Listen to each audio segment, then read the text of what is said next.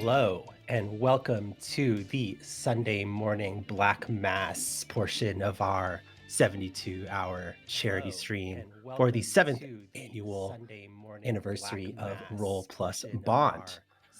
We are about to play Mourningstar, which is a satanic biblepunk dark science fantasy adventure game about special agent attachés to space hell. We are going to be fighting the empires of God and protecting free space for all the freaks and misfits and weirdos that wish to not be part of the status quo. And obviously, fuck empire, fuck colonialism. And on that note, this charity stream is benefiting the Palestine Children's Relief Fund. If you're just joining us, their mission statement says, our organization was established with a clear and urgent mission to restore access to life-saving pediatric healthcare for children in Gaza in regions affected by prolonged instability and limited medical infrastructure. Children are disproportionately impacted. Conditions that would otherwise be treatable become life-threatening when access to specialized care, surgical intervention, essential medicines, or diagnostic resources is interrupted. We exist to close that gap. So obviously an extremely, extremely important organization to give money to. And it looks like where are we at right now on the Tiltify? 4.6K. Hell yeah. May the Dark Lord bless our stream and get us lots more donations for the people who need it. Anyways, I am Devin. I use they, them pronouns. I am the creator of this game, and I will be today's GM, our Grim Magister. I would like to now introduce my players. With me, I got Bob. Hello, I'm Bob. I also use they, them pronouns, and I'm very excited to be here at the Black Mass. Hell yeah. Debbie Joe. Hi, Debbie Joe, no pronouns. Yeah, also excited to get devilish. And Percy / Lyric. Hi, Percy, they, them, or them pronouns. I'm very excited to be here also and play some fucked up guys. Extra hell yeah.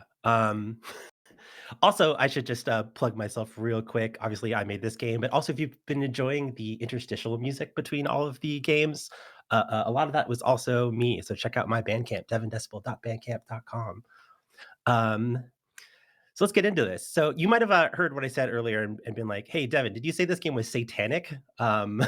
Yes. But if you want to know more about that, there's a brief essay that I wrote at the beginning of the game explaining the context of that. But the main gist of that is sort of embracing the idea of Satan as the adversary, the questioning angel, the divine entity who succumbed to folly by questioning the status quo. This is a game about fighting imperialism, fighting colonialism, fighting a force that wants to take over the universe and mold everybody into their view of the world, and fighting to resist that and make a home for misfits and freaks and weirdos and queer folks and everybody who doesn't fit within that homogenous and rigid worldview. Our characters are called advocates. They are sort of special agents, like, adventurer hero types that will be responding to events in the Great Divine War. Brief lore ideas here is, or the brief lore explanation here is that there was originally 12 angels who made up a single god, and they dredged up a 13th one from the abyss, who was Satan. Lucifer goes by many names, who was a shadow of the other angels, and they had contention, and that angel was exiled and injured in a conflict with Michael, one of the other archangels. And they marched back towards the abyss, bleeding their multichromatic light all over creation and guiding a path for all of the misfits exiled from the garden. And they eventually succumbed to their injuries. But in their final ritual, they split up their soul into 7 parts called the archdemons that all represent one of the 7 deadly sins. And they made the Mourningstar, which is a system meant for devils and people who wish to be a part of devil kind. Um, and y'all are going to be working for the Eternal Mother Lilith, who was one of Lucifer's original creations in the Garden of Eden, and one of the key reasons why they got kicked out, because Lucifer thought it would be cool to make a lady that embodied sin. And the other angels didn't like that. That's kind of what set all of this off. Um, anyways, we open our story in the Sunset Nebula of Megiddo, in the beachhead of desolation, the system at the border of hallowed space, also called the firmament, and unhallowed space, the regions of creation not conquered by God. Megiddo is said to be the final battlefield of the divine war. It's already littered with many starship wrecks from skirmishes past. Amongst those wrecks is the dreadnought Behemoth, the warship of the brood of Satan, who are the militant guardians of free space, and the Damascus Convoy, a collection of clandestine ships that make up a black/gray market and entertainment district. The latter is where we find our advocates, who are currently on shore leave, resting after a long tour. Would you please introduce your characters and tell us what they might be up to in the moments before they're interrupted for an emergency mission as y'all are trying to chill? Is anybody confident? Go first. I'm happy to go first. My character is called Rolo, which is short for Roland. Uh, I think of them as generally like very average looking, diminutive stature, probably like a shaved head. On closer inspection, you can see a couple of things. One of which is they have like an iridescent ring of feathers around the back of their neck, kind of like a pigeon might. Um, they have the eyes of like a shoebill stork, so like very, very bright yellow sclera with deep black, kind of oversized irises. And I think that like on their face and hands, maybe, if they're wearing shorter sleeves up their arms, you can also notice it looks like they have like feathers under their skin, if that makes sense. Like the shapes of feathers are pushing out against their skin. Uh, and I think this is me like tossing the responsibility a little bit. I think what they would be doing before being called off for a mission on shore leave would be kind of like stoically being near to one of the other advocates as they do something more actively relaxing. Or if no one's like playing, like, I'm imagining like one of us like throwing darts and Rolo just kind of like observing that stoically. Do you want to give a little like hint at what your character's whole thing is, or do you want to reveal that in play?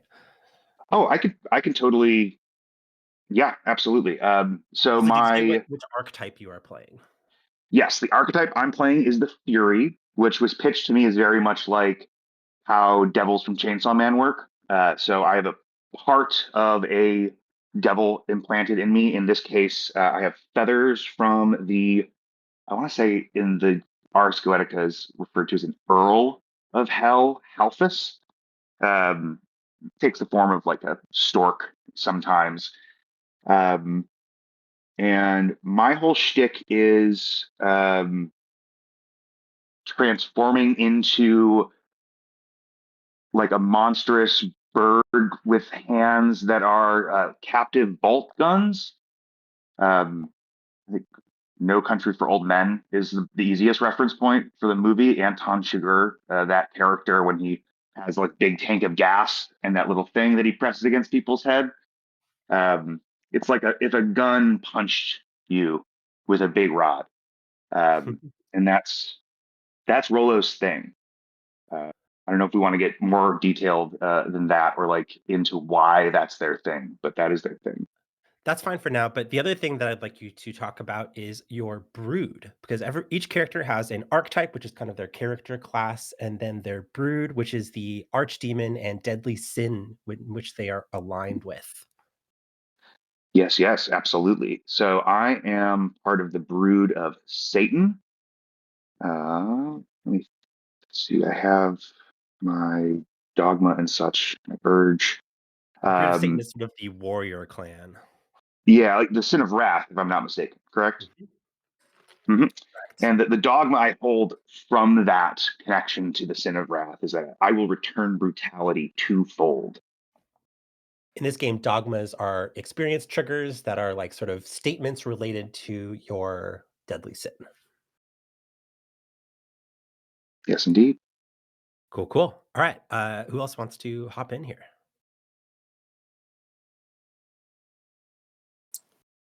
Go next. So my character is Saker, short for Sacrament Sacrilege.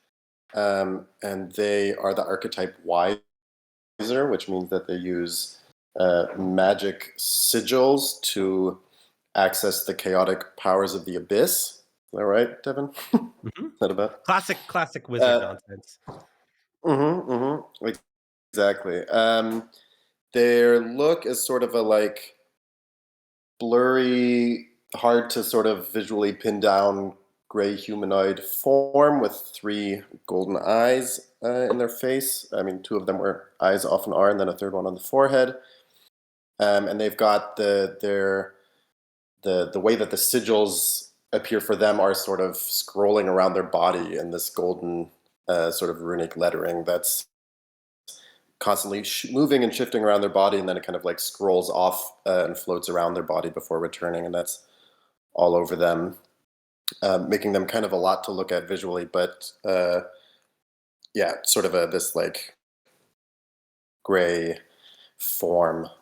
Um, and they are part of the brood of Beelzebub, which is related to the sin of gluttony, which is, uh, as I understand it, often also about sort of providing um, sort of a mutual aid organization for the devilkith.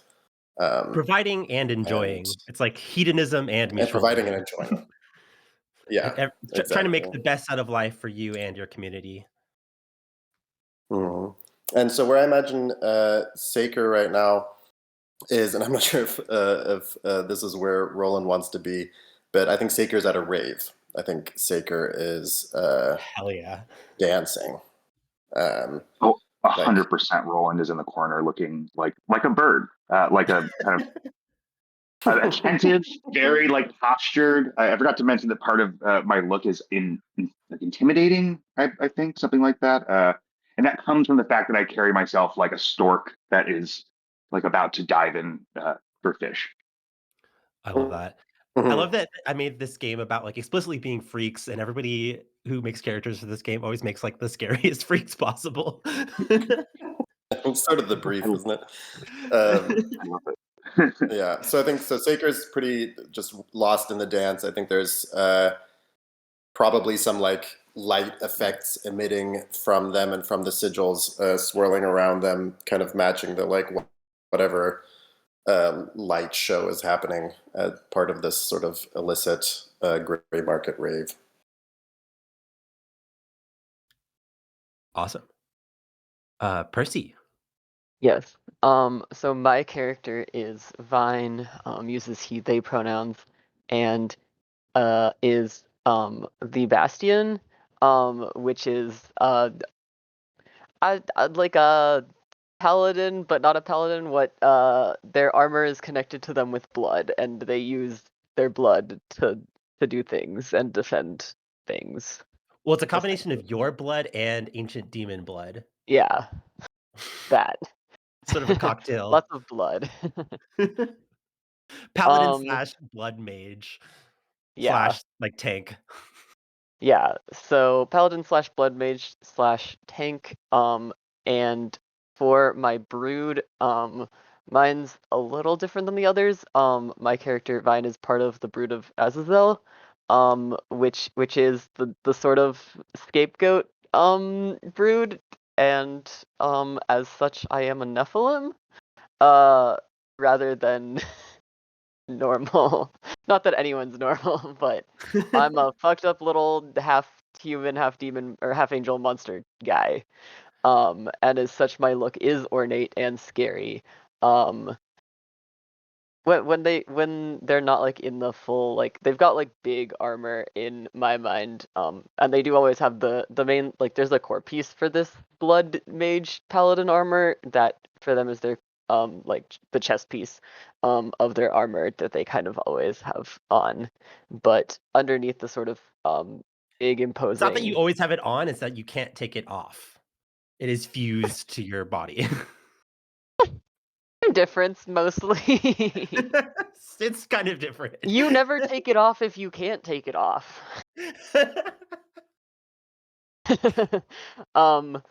But under like their sort of face look is kind of spooky, kind of scary, kind of think my a little bit of my touch point here is like the Fallen Azamar sort of vibe too, for like spooky, kind of pale skin, dark, hasn't been cut in a while hair, maybe an extra eye or two under there. I don't know. But they're big and imposing, and the sort of blood effect that I've got here, I have labeled as crackling, and I think that is both like a visual energy and also like the sort of like buzzy sound you get when you like can feel electricity differently, like distantly, kind of crackling. Ugh. What else do I need to introduce here? What you're doing on shore leave? What I'm doing on shore leave. What was everyone else up to? I was Saker's at a rave, and Rolo's standing in the corner watching. also at the rave. Okay. Um, I think because Vine does keep on more of the armor than just the like chest plate too. He is a little like big to just be in this rave participating. So is maybe like out in the alley with someone like playing a card game. Hell yeah. There's definitely gambling in this convoy of ships. Or whatever an alley looks like in this an alley adjacent thing. Ships can have alleys. Yeah. Hallways are just indoor alleys. Yeah.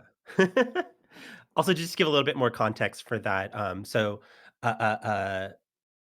Vine is part of the brood of Azazel. In this game, there are 7 archdemon broods, and then there's sort of like an 8th like secret brood, which is the brood of Azazel, which is the option to play as a Naphil, which is a half fallen angel. In the lore of this game, there was another angel that fell after Lucifer, but instead of becoming like part of Devil Society, they formed their own sort of third party faction and are a information broker and war profiteer, and they kind of play both sides of the war. And you have been sort of like lent to the devil people as sort of some sort of deal. Yes. I'm curious how you all get this message, but you've been working for Astaroth, which is this like huge half demon general guy who is the commander of the Behemoth, which is the like dreadnought that is like currently nearby.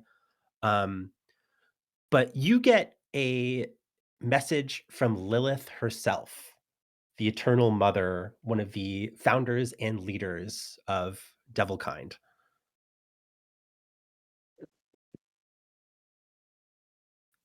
And she's requesting a meeting with the 3 of you. Is this something where she somehow like interrupts the DJ? I don't think she like the Not things she's physically gonna tell there, you. Yeah, the things she's gonna tell but you are like confidential information, so I don't think she's gonna Yeah. Announced to public the blast. entire rave. Yeah, public blast Top military secret secrets. meeting. I'm having fun with the image of Saker being so into the rave that maybe Rolo needs to like awkwardly bird walk their way through the crowd to like tap them on the shoulder, point at whatever communicator Yeah, we're getting a message on.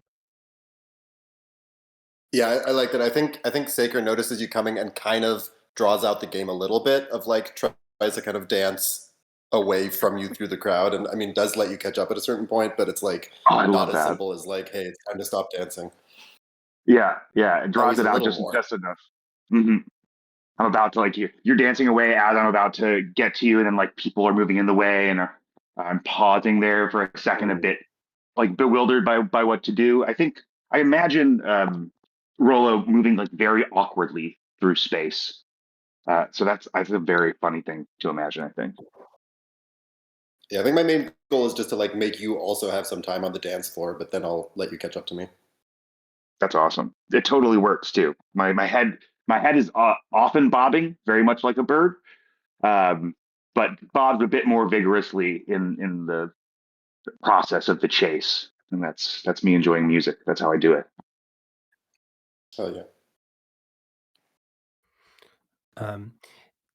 I think she wants to do sort of a video call with y'all, so probably the best place to do that is aboard your Chariot, which is your starship. Mm-hmm. Sounds like a plan. Did we name our probably, Chariot? I don't think we did. Mm. While I get this image reference that I've been trying to find, I want everybody to give me a detail about what your Chariot looks like, what the starship that y'all move about space in is. Oh, did we pick our fifth thing? I think we did. I added stuff I to forgot to double check our list. I think we did. It's 6 things in total, right? Mm-hmm. Yeah. For our subsystems. Yeah. So we got everything down there. Yeah. I think that Rolo has a habit, a tradition, obsession maybe with like spray painting feathers on things. And so strategically, not garishly, there are some like different spots on our Chariot that have differing colors of feathers spray painted on them. I imagine Rolo has like a stencil that they keep in a very particular spot on the ship, like in their quarters or in their locker. And something they would probably do on a shore leave is like check to find newer, cooler, weirder paints. Anytime they can find one and pick it up, they find somewhere on the ship to tag. They were doing that inside too much, and the fumes were bad, so they don't do that anymore. We decided as a group that I can't be tagging feathers inside the ship anymore, which is understandable.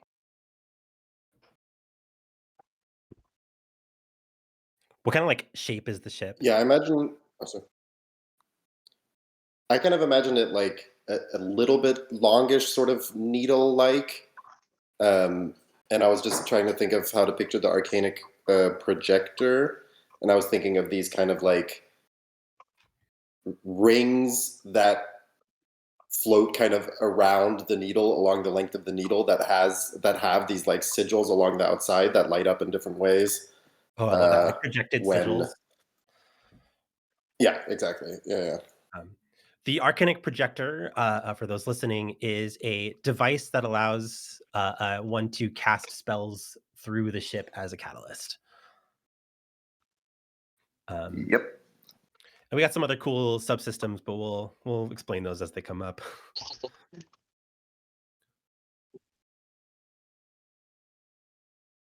Well, go ahead. I wasn't actually really sure what else I was going to add to the description besides potentially one of our other pieces of loadout as we make it onto the ship. Yeah. As we enter our ship, there are just like Are they out or do we have them in the box? The skeletons? Yeah. They could be out. They could have been like, Maybe getting the ship ready to go. one of us comms ahead and like, well, so like they're in there. If we can comms ahead, at least one of them's out of the box Absolutely. that They're setting up the Zoom call with Lilith. I think that Rollo at least once has referred to the box and keeping the skeletons within the box as a cruel hierarchy, and like it's always leveraging for let's let the skeletons out of the box. The skeletons don't need to be in the box if they don't want to be. Also, it sounds like the ship is a lot sleeker than I was originally imagining. Is that true? I was thinking more like chunky, almost Star Wars kind of vibe, but it sounds like sleek needle. Is that I true? love the needle vibe. Yeah, I the do needle too. vibe is fun. Maybe it's like sleeker on the outside, more kind of beaten up on the inside. I like the idea of like I like maybe that. there's like scratches and dents or whatever. Maybe it's Mhm. like a little small for me at times in the full armor, and I have scratched up some shit. I love that. That makes me want to amend the detail as opposed to a bunch of spray painted feathers, because that to me doesn't vibe with cool, sleek demon, biblically accurate demon tech. Is feathers on like the rear end towards the where an engine might be engraved. I think that instead of a spray paint and stencil, Rollo has like a little set of engraving tools and a tiny hammer. Um, and maybe like there's some occasion, it's like after every successful battle, they engrave another feather. And as a corollary, the inside of their quarters, if we do have individual quarters, just chock full of feathers. What In their if free time, they just engraving feathers on the wall. what if you have like a little like airbrush thing that you use to like color the engravings or something? Ooh, I love. Well, I'm thinking, like traditional sign painters. They have like really flowy paint brushes. I'm thinking of that, or like I've seen people hand draw like side stripes on a car and just like doing it perfectly level in one pass, like a calligraphy set to color in the feathers. Sounds awesome. Oh yeah. So anyways, earlier, Percy was referring to the ossuary, which is one of the upgrades for the ship. Y'all have a literal skeleton crew. You all have 3 skeletons that can pilot the ship while you're not there and also man other stations. Um, I'm very proud of the ossuary. I think it's evidence that I was cooking on this game because every time I've run this game and people picked upgrades for their chariot, they picked the ossuary. It's never not been picked as one of the upgrades. Everybody loves having a crew of 3 weird skeletons. I feel like having 3 skeletons is great, and also having more hands to pilot the ship is also pretty handy, even if those are bones. But yeah, y'all get into the bridge, and one of the skeletons pulls up the like video call with Lilith. I've posted the face cast here next to my my picture as the Grim Magister in the corner here. My face cast for Lilith is Eartha Kitt, who is a singer and actress. You might know her best as Catwoman from the original Batman TV show. Except like she's as like glamorous as she is in this picture, but she has like massive fucking devil horns and probably like 4 of them. Hell yeah. And she addresses you. Good morning, advocates. I regret interrupting your much needed leave, but your skill sets are required for an emergency.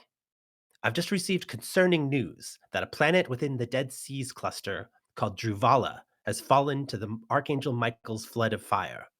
The Druvalans had a complex, heretical, and matriarchal religious culture centered around spiritual ascension through symbiosis with nature, but nearly all of their people were slaughtered by Michael's forces as part of their ongoing crusade. However, I've been contacted by a clan that has apparently survived, escaping by way of one of the boldest endeavors I've heard of in my extremely long life. They purposefully crashed their vessel into the eye of a throne, severely injuring it and possessing its controls and hyperspace travel capability to hitch a ride out on the Angel. Y'all would know that a throne, also known as a Ophan or plural Ophanim, is a massive dreadnought angel thing. When you think of like biblically accurate angel, like in the memes and such, that's what we're looking at. It's like concentric rings covered in eyeballs with a big eye in the middle, with like lots of like fire. Let me get a picture here. These bad boys. They are angels, but they are also like vehicles. They're like big sentient spaceships.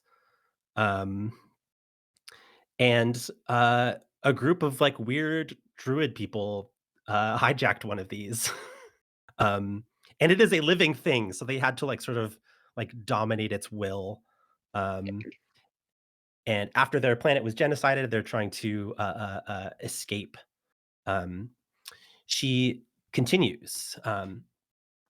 The clan's mother tree, a witch leader by the name of Lavisha Rowansoul, reached out to me for help. She was nearly able to get her people to the river and escape the firmament before the angels started to regenerate and resist its domination. They are currently stranded in the desolate system of Zora, one system away from your current location. Rowansoul says that their pursuers haven't caught up with them yet, but she doesn't know how long they have or how much longer her magic can keep her people safe.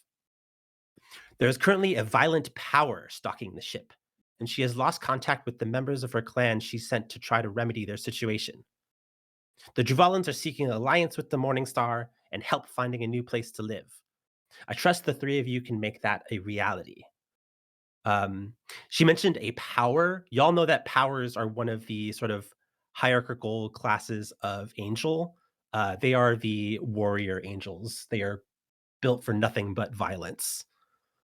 Is that higher than the throne that's been stolen, or is this like a sort of lateral, not like scaled dealio?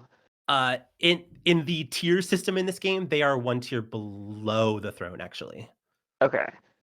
So the thrones, like while it is a starship, it's like the entity itself is sort of like the AI that controls the starship, and then Mhm. like a power is like a single entity. Gotcha. You also know, and this might be a problem to think about moving forward, is that the thrones usually operate off of another sort of angelic entity called the devoted. If anybody's read the Imperial Ratch series by Anne Leckie, in that series, there's like starships that basically like it colonize planets and then take all of the like dead people that they colonized and turn them into like zombies controlled by the AI.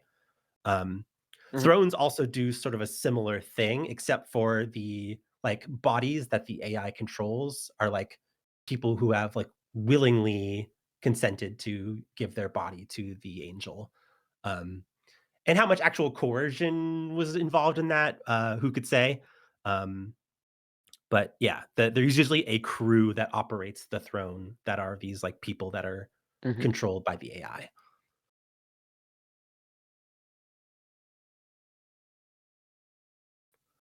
I think say I I'm assuming that this is like I'm just in terms of the like general relationship to Lilith. Is this something that we just like listen and accept, or can we ask follow up questions Uh, in yes, do you terms have of any like questions?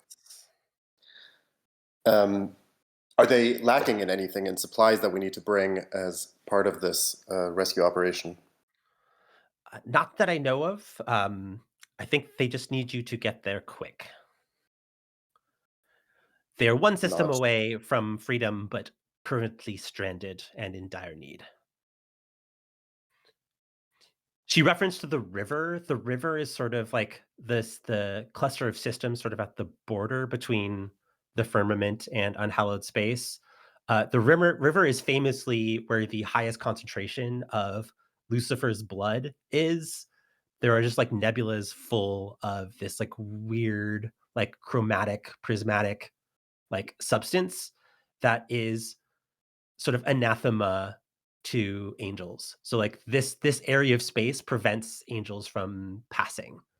And they want to get past that border. So y'all are going to be like sort of opposite coyotes. You're trying to like get people across a border from the imperialist country. That makes sense. And this is sort of an out of character question because I'm not sure if I missed this. Is the idea to like join them on the throne and pilot the throne, or to get them off the throne? I I mean, don't it's know a how big whole the plan chariot of is. people. They're not going to fit on your starship. Okay. And do we know why they're stranded? Like, has it stopped running, or is it just? She mentioned that the angel is starting to resist its domination. Right. I also They're have an sk- out they're of character. they're sketching on an angel. Yeah, right. Sick. Right, because they just like straight up crash their ship into the angel. Yeah. Okay.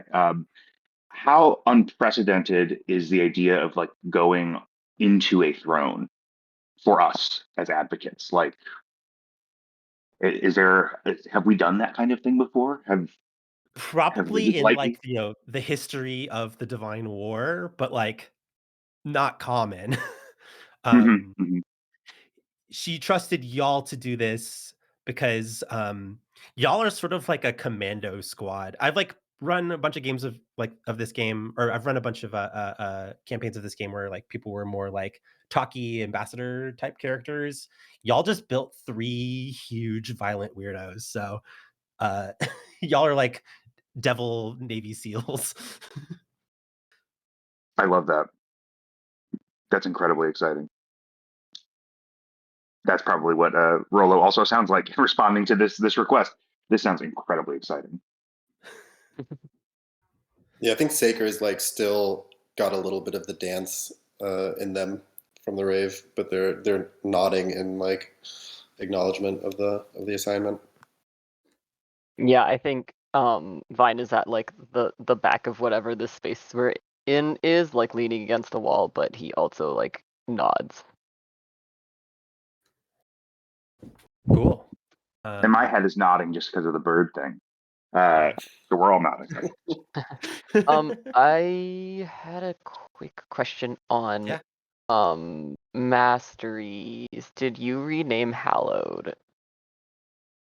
I didn't. Did I make a mistake on the sheet? It might not These be in the sheets are. sheet then. Oh, whoops. That's bad. I just replaced one of the ones on my sheet with hallowed.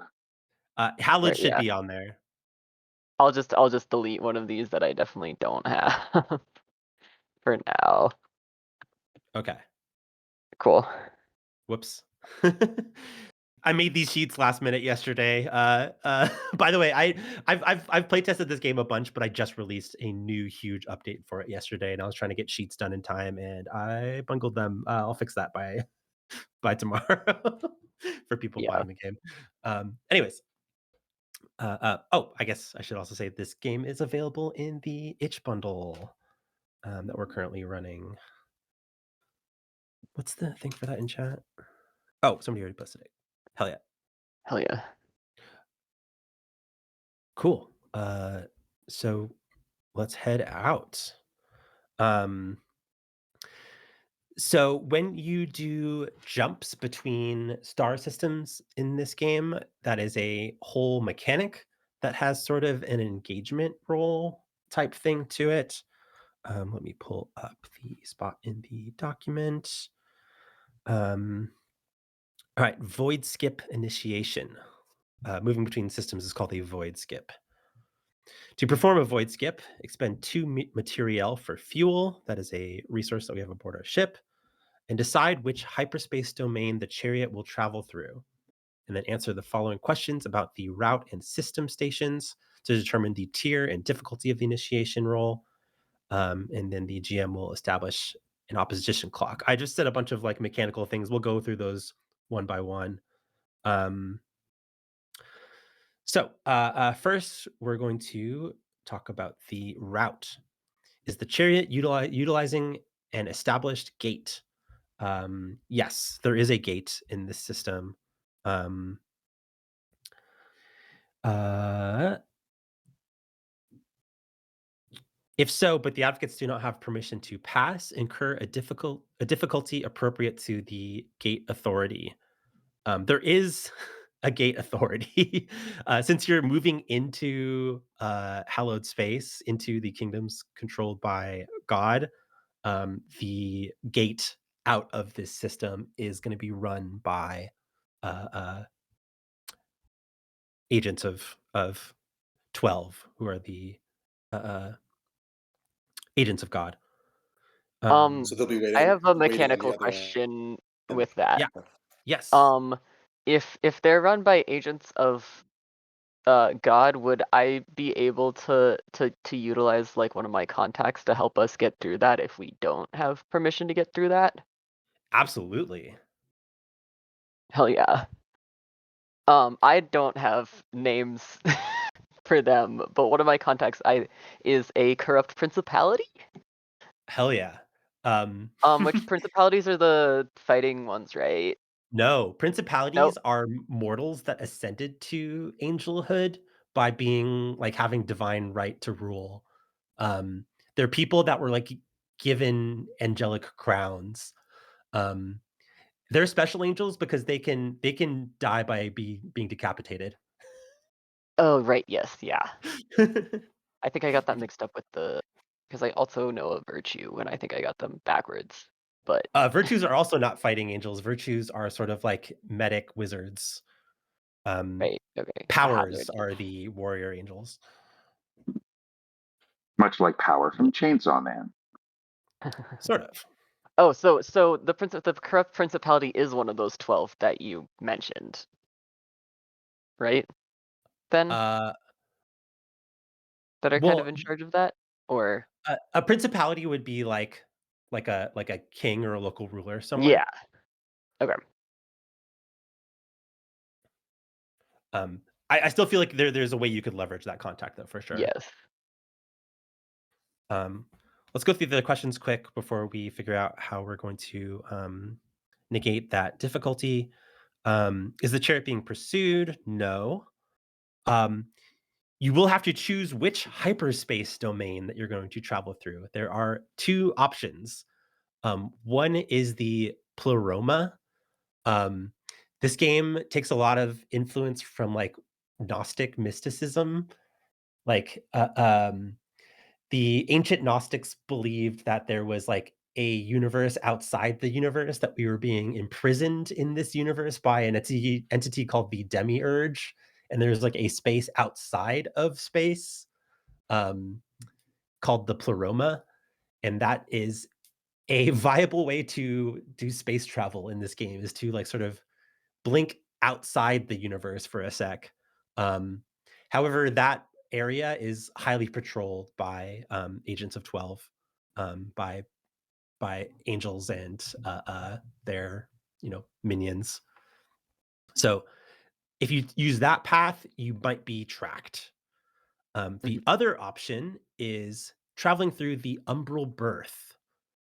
The umbral birth is, if anybody's played Death Stranding, it's kind of like the beach in Death Stranding, where there's like the like liminal space between like the land of the living and the land of the dead, slash the land of the living and the abyss, which is sort of the like primordial potentiality where everything emerges and then everything returns. Um, and you won't be tracked in that path because angels can't go there, but also it's really dangerous there because it's full of chaotic potentiality and all kinds of like weird fucked up creatures and ghosts and stuff. So that will incur plus tier 1, which will make the roll more difficult. And what is the mechanical effect of going through the pleroma? There's no added difficulty, but you have the potential of being It, tracked. Okay. right. Okay. I mean, I feel like we're already gonna like the throne is definitely already being tracked, so I feel like Well, that's the smarter way to go. yeah, Lilith said that the like witch that contacted her, who's like leading the clan, said that like they their pursuers aren't there yet, but she doesn't know Hmm, how much time they have. sure. Okay. My, I mean, I my think thought on it sacred. is no, Go you for it. go. I think Okay. sacred just has a natural like tendency towards the umbral birth, just because it's like closer to the abyss and chaos, and that's the kind of place sacred is drawn to. But I do agree that we're kind of going to be in sort of areas tracked by angels, anyways. So I could go either way. Yeah, I think Rollo's tactical concern would be like, let's not get into a dogfight slash huge massive car chase a la the Blues Brothers, where we get to the throne with a huge trail of angel ships on our butt if we can. And with our umbral cloak subsystem, we might be able to pull that off by going through the pleroma as opposed to Oh, smart. it's just like my like the knee jerk reaction based on what I've laid out is like, well, that definitely let's not do the pleroma then. But I think because we have that subsystem that lets us kind of cloak ourselves, we might be able to avoid the pure potentiality and chaos dangers while also not being tracked. Makes sense. Yeah. I mean, that's going to be a useful subsystem either way. Yeah, I mean, since it's kind of a behind enemy lines mission, anyways, I think Pleroma with the umbral cloak makes a lot of sense. Word. Cool. So that won't incur extra difficulty, or it won't incur a higher tier on the void skip for that. But there will be a difficulty incurred by the gate authority. This game, we haven't talked about rolling at all yet in this game, but the standard roll is 6d6, and then there's a bunch of like ways that you add dice to that. A difficulty has a number associated with it, and that's how many dice you subtract from your dice pool. So we still have to talk about our like system stations and who's like manning what systems. But the default dice pool of 66 is going to be reduced by 2 for the difficulty of getting through the gate authority. But it does seem like Vine had some sort of thing that he wanted to do with that. Did you have any thoughts about that, Percy? Um.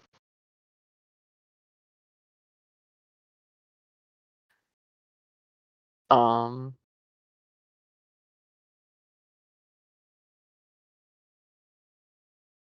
So how contacts work is they generally give you a let me pull it up. Wait, why is that not working? There it is. Okay.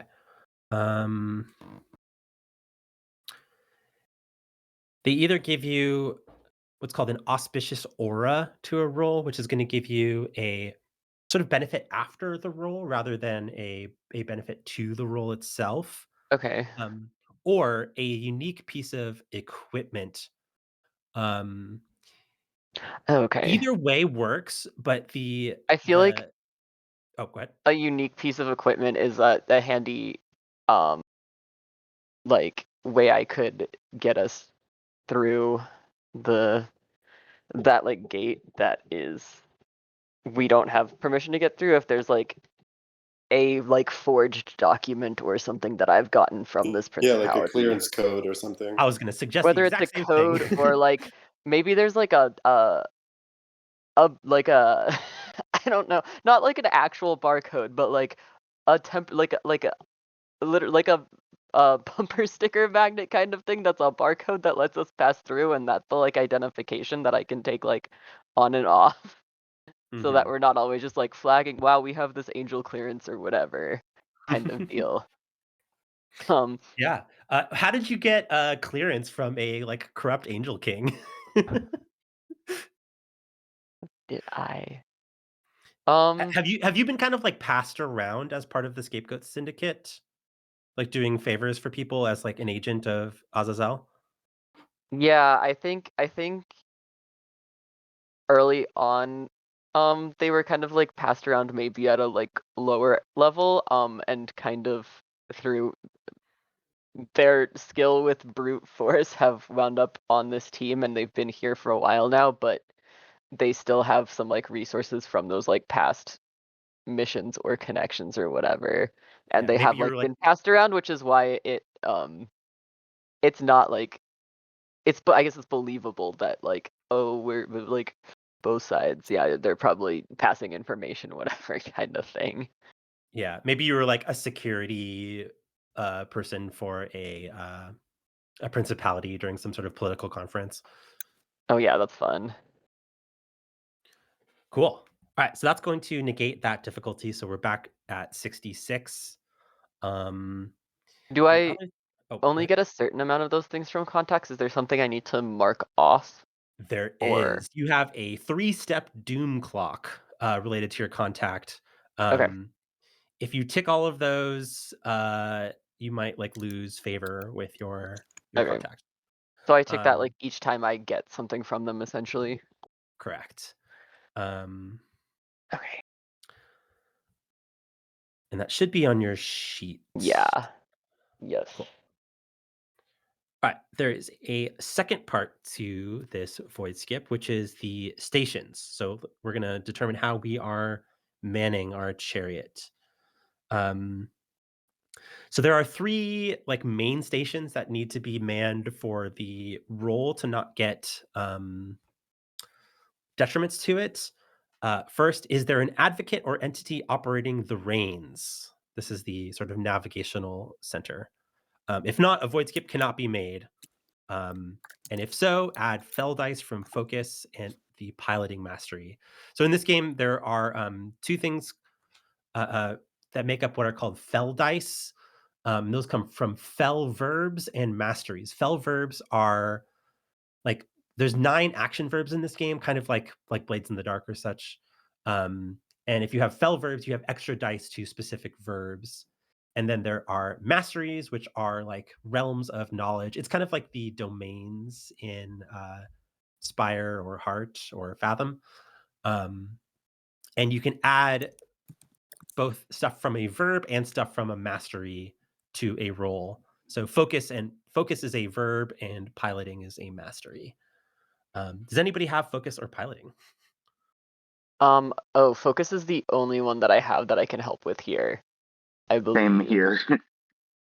Okay, so we have 2 people that could Oh potentially yeah, drive so this. one of you two should be on the reins, or one of the Do skeletons. in would the infernal dice apply here because that makes it a clear choice for Oh, true. Vine to take the reins, I think. If Because is your focus infernal, Vine? basically everything I have is infernal because of the Nafeel thing. Okay. Uh, infernal means that your 6s explode. So when you're rolling dice, 6s are a marker of success. And when a verb is marked as infernal, that means you can for every 6 you roll, you can roll the 6 into a new die for potentially more success. Yeah. Um, so the person who's operating the reins is going to be the person making this roll. So that is Okay. definitely a benefit for Vine to take the reins. Then yeah, I can take Okay. the reins. Yeah, no, I have 4 verbs that are infernal. I'm just now noticing that. Very impressive. Yeah, Nafeel are more powerful than, or definitely more powerful than devilkith. Yeah, I start at tier 2 automatically. Yeah, you just have a Hmm. special clock that I can tick to kill you. Yeah, it's fine. Now, in this game, who This doesn't is have a something I special always do clock? in games. I love to be like, give me the special clocks. Hell What's yeah. the like rear guard one in Beam Saber that's like the guy where you can make clocks to punish yourself to do things? Hell yeah, that's awesome. Anyways, yes, so Okay. I will be on the reins then. Which what is the reins is just like a broad descriptor, or is there a way that like this always sort of looks in Uh, universe? a lot of stuff in this game is vague and open to interpretation. So Okay. It's kind of up to y'all. The next station that needs to be occupied is the God Skull, which is a strange heretical artifact that bends space-time, which allows you to like pass through the gate in the first place. If this is not stationed, it'll add plus tier to the roll, so that'll make the roll harder. But somebody can operate this station if they have fell dice in commune. And if not, we still Yeah, I think can I'll put a take. skeleton on it, right? If we don't Yeah, have the skill. Okay. one of the big benefits of the skeletons is that you can station any of these systems with a skeleton, and the skeleton automatically gets like 1 die. Mhm. I have a mechanical question related to that. Yeah, what's up? That 1 die that our bone brothers get, would that count as having a fell die, for instance, in commune in this case, or scrutinize? I think is the more attractive strategic choice right now. So, like, if we put our bone brother operating the third eye, we've got someone manning it, so we don't incur plus tier to avoid skip opposition, and then if it is manned, we gain help dice if that person manning the thing has fell dice and scrutinize, because the skeleton has 1. I think its phrase is 1 fell die. There's a little mechanical thing here. Help dice are usually not fell dice. But for each entity helping, you get plus punishment to the roll, which is something that fell dice also control. We'll get to that when it comes to calculating punishment, which is going to be the next step once we roll. I'll explain what that means in a sec. So can we put multiple skeletons on one system? No. Or okay. I was just clarifying because the way you said help dice, but so I think it makes the most sense for Saker to be on commune, right? Because you got 3 dice and it's infernal. Mm-hmm. Yeah, but for the void skill for the initiation roll, it'll be a max of 1 help die anyways, right? So because I'm the only one who has commune or scrutinize, it doesn't matter if I'm on the God Skull or the third eye. Mm-hmm. What are the complications? Oh, I guess they're the same complications, so it doesn't really. Well, yeah. So I would just be on one, and then we have a skeleton on the other, Okay. right? But I think you have more dice in commune than scrutinize. So, but isn't? I guess yeah. Oh yeah, I just thought it's 3 otherwise. 3 either way. Wait, why is it 3 either way?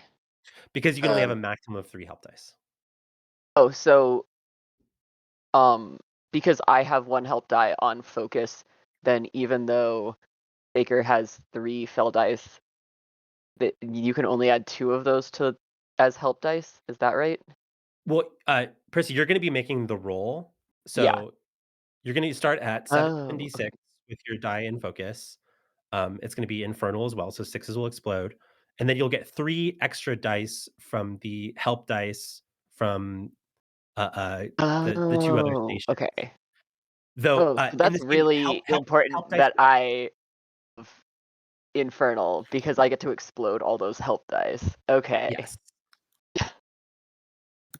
But because you only have 1 in focus, the punishment dealt to the clock, which is like how many ticks to the void skip clock, which is going to be an 8-step clock, will be equal to 1 plus your fell dice.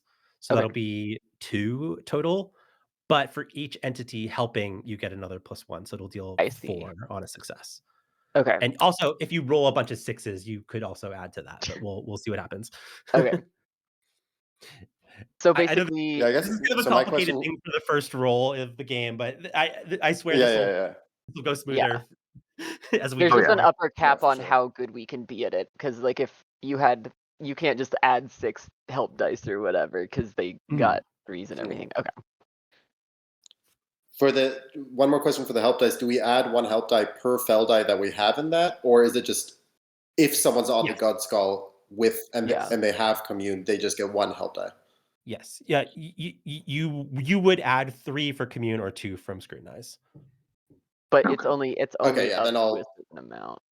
So yeah. It doesn't really. I mean, the God Skull sounds dope, so I'll be on that one, and then we can Yeah, have a you're skeleton gonna on the third eye. ponder a weird skull. That feels Yeah. super Yeah. super in character. Yeah. Where's Rolo gonna be on the ship? Well, there's a question I have then.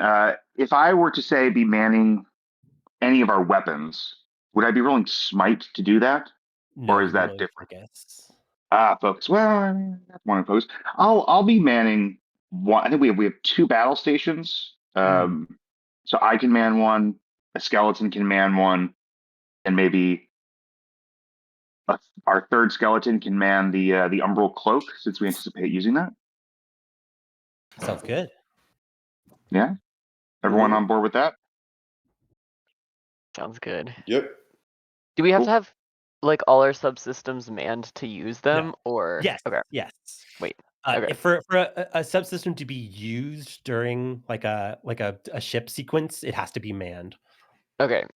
So I can't leave the reins to use something else, essentially. You can, but you'd have to make a brave roll to do so, Okay, that's fine. because you'll be like, you'll have to deal with weird metaphysical turbulence. Hmm. So Mhm. okay. So like attacks with the ship still use our own stats to roll, essentially. Yes. Okay. Because okay, cool. All right. We ready to make the roll? I think so. Yep. Cool. We're using the Discord chat, so Percy, do you know how to use Avray?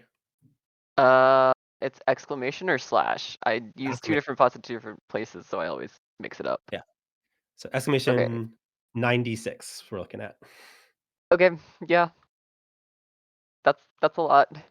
Mhm. And not a single 6. That's fucking Oh crazy. no. That's Oh fucking no. crazy. What the Okay. hell? That's terrible. On this, the most Oh my unholy of the days god. of the week, we have been cursed. Yeah. I can't Unfortunate. believe Oof, there's not a. What's the fucking not a single. possibility I don't get a single 6 in there? It's fine. It's fine. Oh. It's totally fine. Okay, so Mm-hmm. resolving a void skip. As the void skip begins, the advocates will immediately find themselves in another bizarre, disorienting dimension outside of creation where time, space, and physics do not work as expected. Um, if the initiation roll fails, which it has, the chariot enters hyperspace, but no punishment is inflicted and omens are incurred. So Sick. the way dice are resolved in this game is dependent on the number of sixes.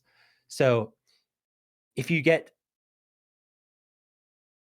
it's kind of like a sliding scale of success, where 0 sixes is a full failure, 1 6 is a success with a consequence, 2 sixes are a success with a benefit, and 3 sixes are like the crit. Obviously, I built this whole dice mechanic around 666 being the crit. Mhm. um, But when you roll, you incur things called omens. There are dire and grim omens, which are bad, and then auspicious and fortuitous omens, which are good. When you roll 0 sixes, you get a dire omen, which I can expend as the GM to do a number of things. Cool. Um, Oof. uh, That seems let's see. fine. Hmm. So I don't think this is necessarily a good moment to use this, but one of the uses of volition, which we each have 3 of, is that you can re-roll some dice, right? Is that? Yes. Oh, Yeah, okay. Oh, I good. should Good. Maybe probably not for just. right now, but How's that work? Oh, volition is a resource that you have. You have 3 points in it to start with, which you can do a couple of things with. You can use it to refill your blasphemy, which is basically your like mana, your like special points that you use to spend on your like archetype abilities.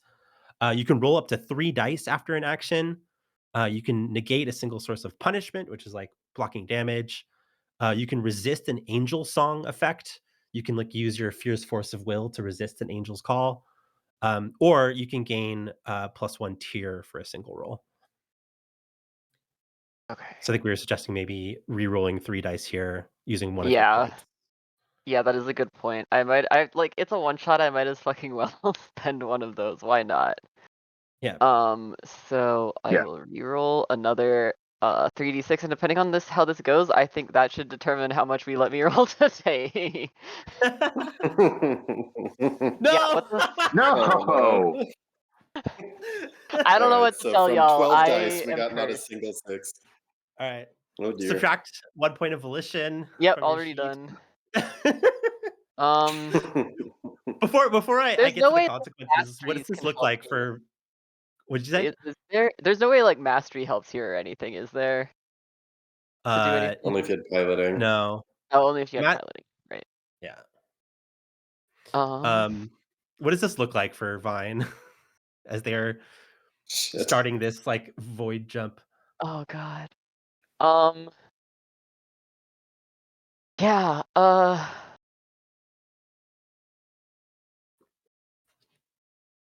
Maybe it's they're I mean, just is it not just like. an obstacle? Like, oh, sorry. Oh, my thought was like maybe they're just like distracted. Maybe like he almost forgets to like put this little scanner thing to get us through on, and is like, oh shit. So it's kind of like scattered right before the jump because Mhm. they just had to run through this kind of small for them ship to go put it on kind of thing. I don't know. That's what I got, like distracted and they fuck it up. I'm going to be kind to you and not... Well, this isn't kind, actually. I'm not going to hurt you now. I'm going to invest in hurting you in the future. With interest. So one of the things I can do with a dire omen is tick the Deus Ex Machina clock. This is Oh boy. bad. So the Deus Ex Machina clock only ticks on dire omens, but it only has 3 steps. And when the Deus Ex Machina clock fills, we cut to the villains and we role play a scene as the villains, and then the villains get some sort of huge benefit. That sounds fun. Yeah. It does sound fun. Seems fine. Yeah, that's what we got. That's what we got And, going and on there. if you hadn't rolled 12 dice with not a single 6, we wouldn't be getting to do this fun thing. So thank you. You're not going to like what I have in mind, though, for that. Anyways, we are in the pleroma now. So one unique thing about the pleroma in this specific circumstance is that the pleroma ends at the river. So the pleroma, where it connects to creation, which was what we refer to as the universe that we exist in, it can't stretch past the river, this like area of Lucifer's blood nebulas. So what do we think the edge of the sky looks like? This is like the sky dimension outside of creation, and we are at the like very precipice of it.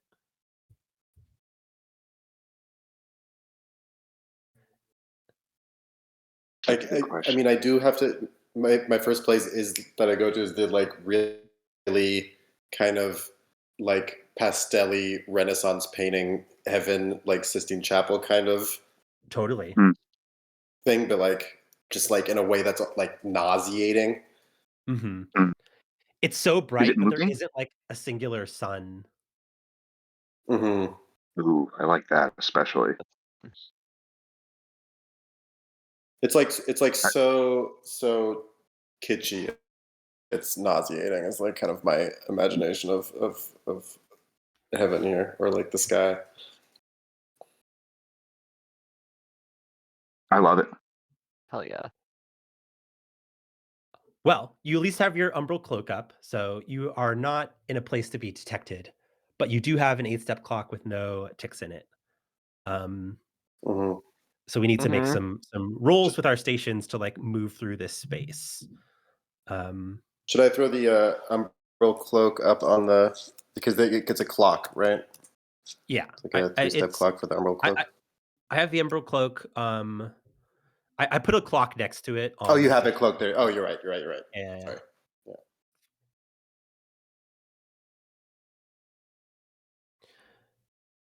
Any The thoughts God about Skull doesn't do rules that? much. What's up? Yeah, the God Skull doesn't do much during travel, right? It's just for the jump. I mean, you could make it do something. You could like describe like using it to like bend time and space to sort of like angle yourself better towards your location. Yeah, I'm just wondering if that is kind of if there's a way to kind of correct for the like faulty entry we made to kind of Absolutely. like do a kind of stutter step of like another mini gate jump like as we come out to kind of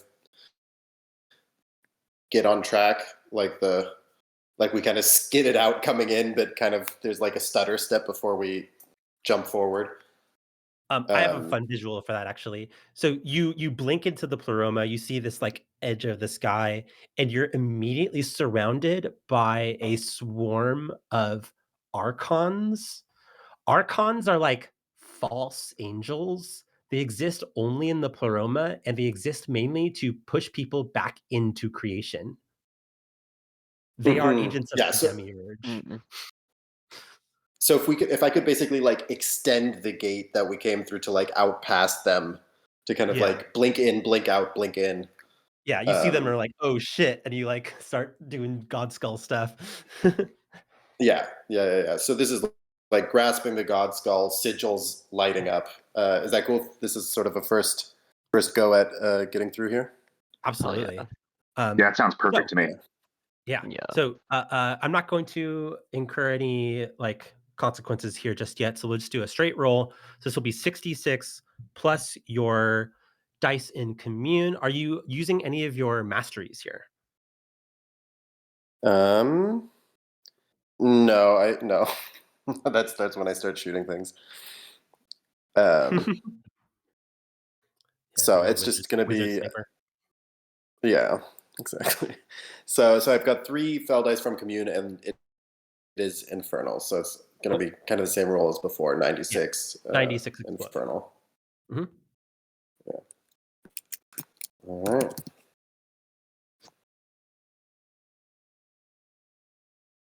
Oh, I space. did something wrong. Oh, exclamation point, Yeah. Okay. roll, space, 96. Gotcha. Okay, Nope. 1-6. What am I? Oh. 1-6 is Oh, a okay. success. Oh, so which Once it, and should it I get it to explodes. so should I roll 1d6 again? Correct. Okay, No. still Okay. 1-6. All right, so 1-6 is Mm-hmm. a success, but it also incurs a grim omen.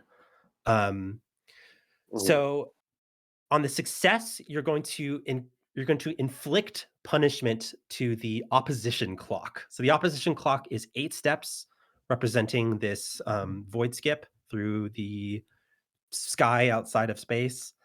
The amount of punishment that you inflict to the clock is equal to 1 plus the fell dice used.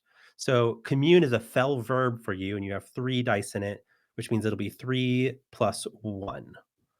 And just let Mm-hmm. me double check, make sure there's nothing else that we have that gives you a bonus here.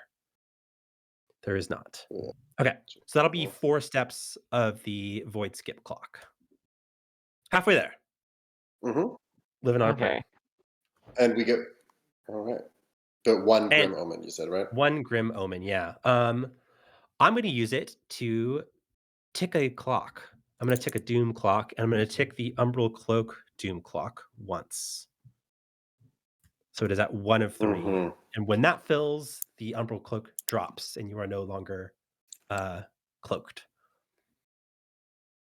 Yeah, Cool. imagine maybe as we like shutter step through a second like mini jump after the first one, the like umbral cloak kind of takes a second to catch up. Yeah, And so there's like it like kind of wavers for a minute. yeah. And the swarm of archons like see something weird and start to head in your direction, but don't know where you are. Mm-hmm. Tell me if this is a nothing idea, but what if, as another thing, like try to guess through this clock, is I'm on the weapon station. I'm really trying to stretch how I can be useful with that here. I imagine first off our pitchfork, which is the like ship to ship weapon we have on this, um, as being kind of like proton torpedoes. Sure.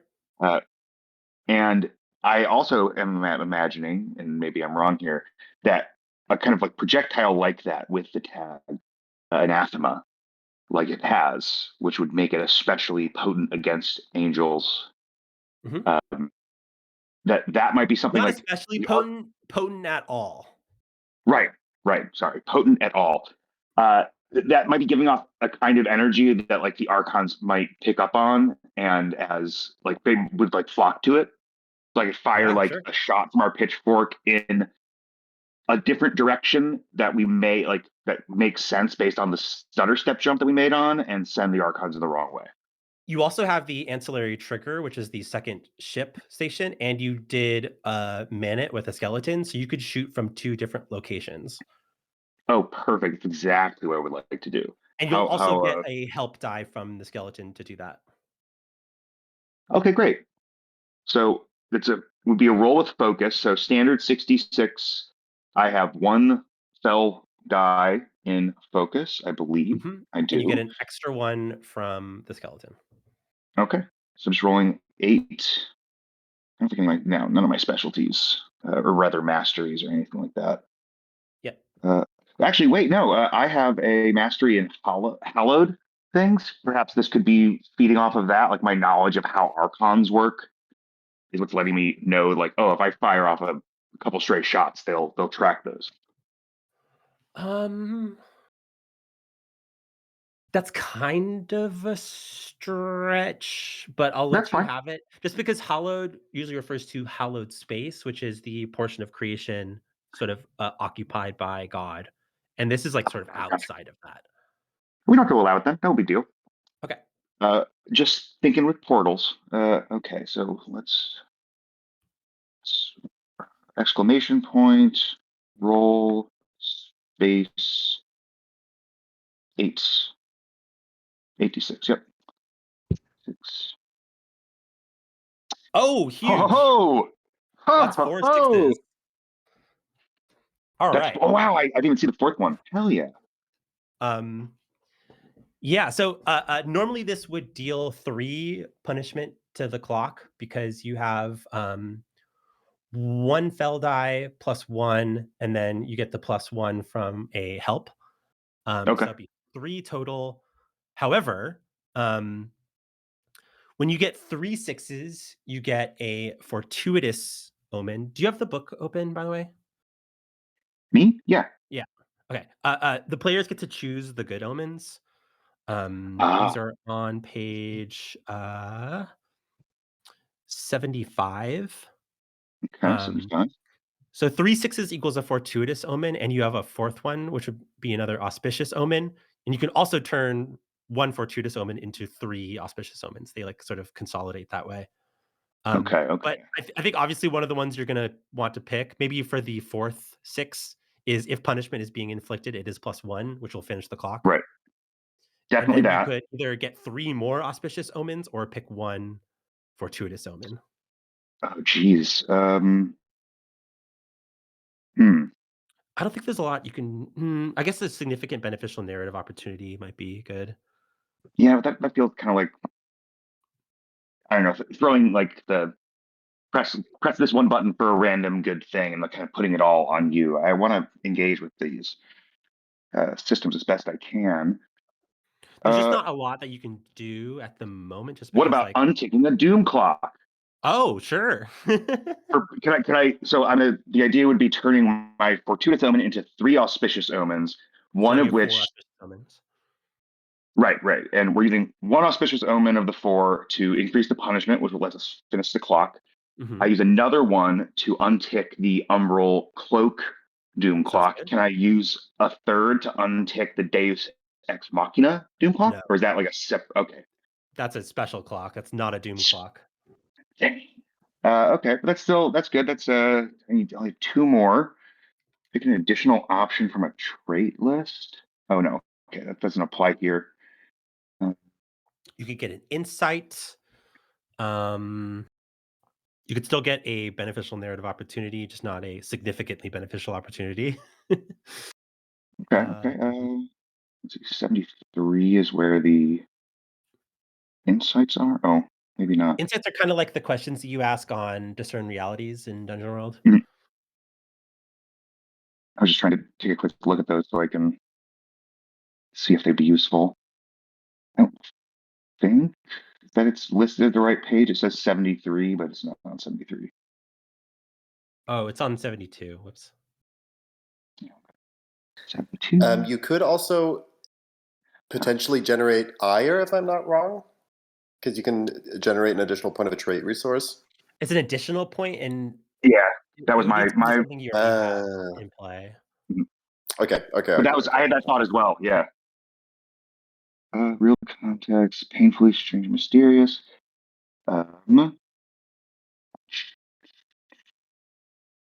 Yeah, I'll ask. So we'll do the first two things as originally stated.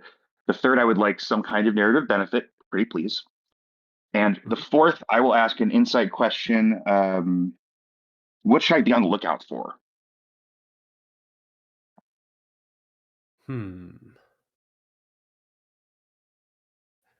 Like in the situation that you're currently entering? I think entering exactly is what I'm thinking. Like we're about to be moving past this first hurdle towards similarly hostile space. Like we're aiming towards the throne at this point. Like, is there anything that I'm right off the bat going like, ooh, here's our next big problem? Totally. And you get a beneficial opportunity. Okay, I'm trying to think like what makes the most sense here. Let's see. What should you be on the lookout for?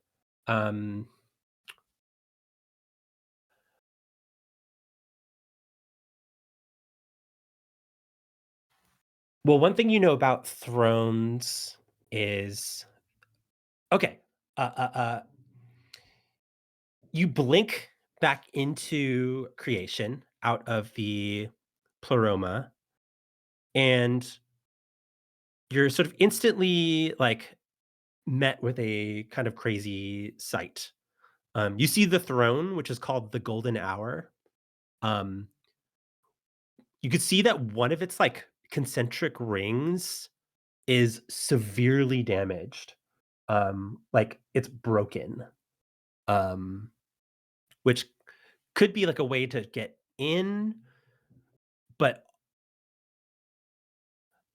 also what you see is that the giant eye in the center is like bloodshot and strained, and it seems to be trapped within like a tangle of roots that are sort of like grasping onto the inner ring.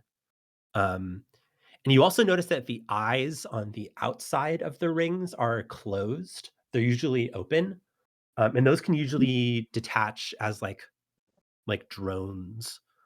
Um, Surrounding this massive throne is like a dark pink nebula that's like crackling with sporadic cosmic lightning bolts.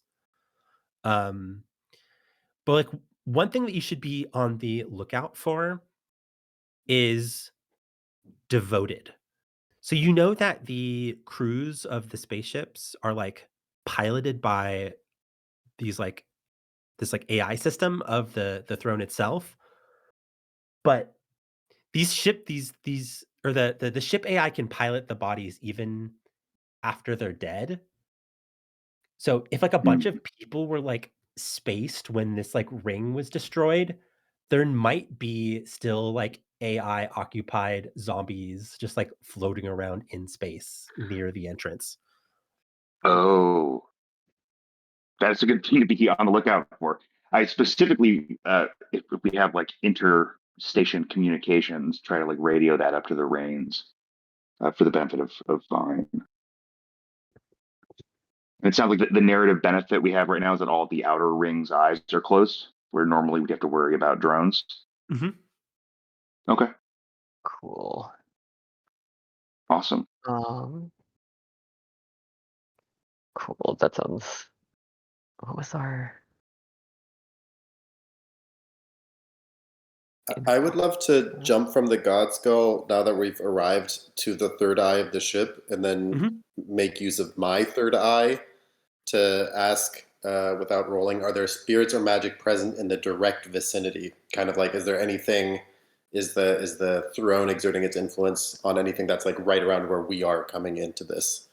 Yeah, as you're trying to like Area? analyze the like magic energies in the vicinity, you sense a like pretty much constant magic combat happening. The like roots that are sort of like holding the inner ring and like sort of imprisoning the eye in the center are magic. Um I think, and but with the level of magic involved here, you can infer that this witch, Lavisha Rowansoul, um, Right. she's basically an aeon. An aeon is basically a god. But they're called false gods by, the person who calls, or the multitudinous entity that calls themselves God. Like one of the things about this setting is that there's like sort of divine hypocrisy. There's the 12 archangels that make up God, and they say that they are God, but there are other gods, and they're like, no, don't listen to them. They're not gods. So like the Right. woman who you are helping seems to have the power of a god, but she is using that power to like restrain this thing and like help her people. So her powers are currently occupied. What would it look like to use our like brimstone burner to get past these eyes that are closed and like within range of getting on the ship, if that's what we're aiming to do? I mean, you still have your umbral cloak up, so you could probably just like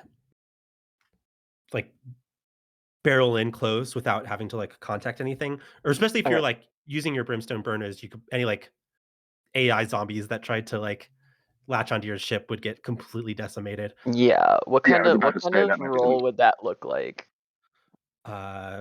Probably a piloting role of some sort. What does the brimstone burner do again? It gives us points 1 for 1 to add dice to any rolls to maneuver the ship quickly and or perform / navigate a void skip. I guess I could have used some of those to try and get A6, but here we are. Yeah. Oops. We came out Okay. smelling like roses, y'all. Hey, and 12 dice, that seems like a lot, right? You would fucking think. True. Well, I mean, obviously, I took all the sixes. I very much appreciate you giving them to me. Much appreciated. Bob the Sixth Thief. I assume since if I'm still like trying to get us in on the reins, it would be focus, or maybe I could make an argument for brave. No, brave is like using your like body. Okay.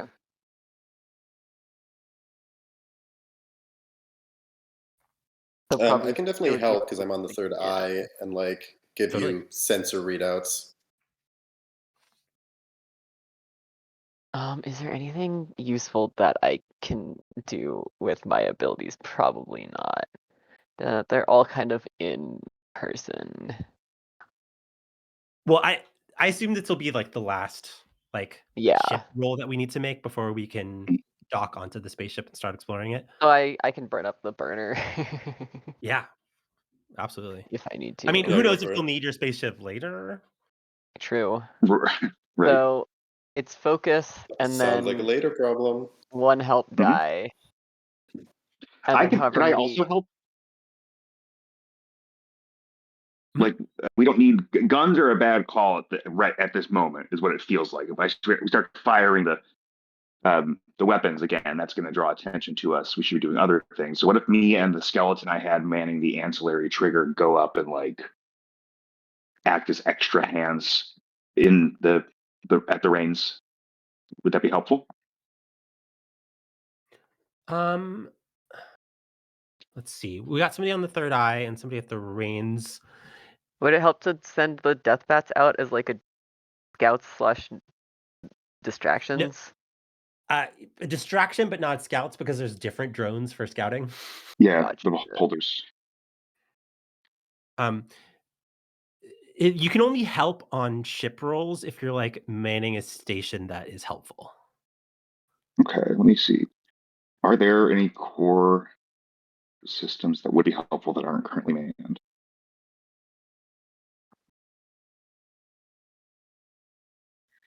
Okay, not the Conjurer. Probably not the I fourth. mean, is the Brimstone Burner is just like opening up the Brimstone Burner a potential one? Oh, sure. Okay, how about this then?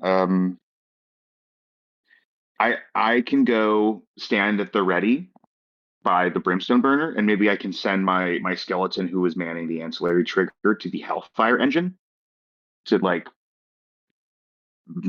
give a more what's the word I'm thinking of, like a nitty gritty, very particular amount of control over how our engines are burning to both maintain our stealth and to do special moves we might need. I mean, I appreciate the hustle, but I think you're already going to be over the number of health dice that can be provided here, because Okay, Saker's at the third eye, right? Yeah. And that gives 2 help dice already. And oh, that's gotcha. Okay, From the scrutinize, right? Oh, that gives 2 help dice. Okay. well then Yeah, I will. I think Saker has like. Oh, sorry. No, you go. I was vamping basically. I think so. Saker has like swung over, kind of swung and hopped over to the third eye, and then like as soon as they kind of lock into the sensor stuff, their own third eye is just like blasted wide open by this intense like magical god struggle happening on the eye, and so they're kind of trying to focus on the actual third eye now, and like are kind of in between shouting directives to Vine. I think they're also kind of just like mumbling as they're kind of channeling all of the shit that's going on the throne. I have to add the burner dice before I roll the roll, right? Mm-hmm. Okay. So with help, we're at. So you have six default. You have 1 in focus, right? Which puts me at 7. 7, and then you're gonna get 2 help dice, which puts you up to 9. You can get an additional. Well, okay, wait. Bob, if you're manning the Brimstone Burner, is there a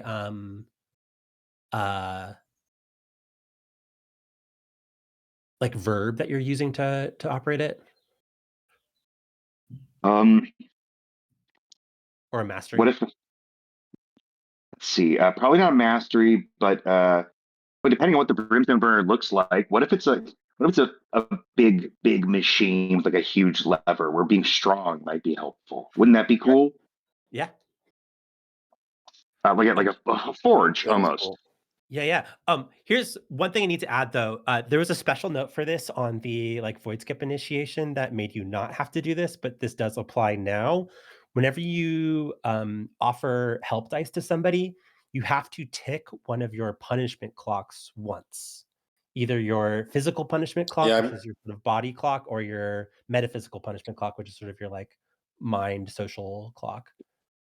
I'm gonna take my metaphysical as I'm just like having to filter out all of the like magical information that I'm getting.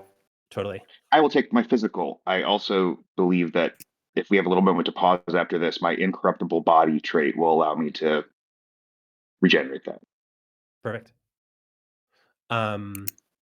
Oh, you took incorruptible body? I forgot about that. Yes. Incorruptible body and perfect form, which I mean, just there's named very It's so similarly. funny. Well, incorruptible I body feel is like a mountain goat's weird. I love it. Incorruptible body is sort of a reference to like saints that don't decay. Mhm. Yeah. So that's 3 help dice, so that puts you at 10d6. Okay. Maybe I'll just spend 1 of the burner then in case we need to use it later. Sure. Surely. Go for 2. Go for 2, so we just have 1 left. Okay. So that puts us at 12. Correct. 12d6 can't go wrong, right? It never has in the past. There we go. 1-6. There's one, and then it explodes. Because I'm using focus, so Oh yeah, all of your stuff explodes. Okay. It explodes again. Yeah. Yes. There we go. There Oh we yeah, go. it explodes again. Is there a limit to the explosion? No, Okay, so it's two just highly sixes. unlikely to Yeah. keep getting sixes. Yeah, of course. Awesome. It's also highly unlikely to not get any 6s and 12 dice, but here we are. Hey. And then 1 on the next 12, so. All right, so that is a full success plus an auspicious omen. So you get to pick an auspicious omen from page 74.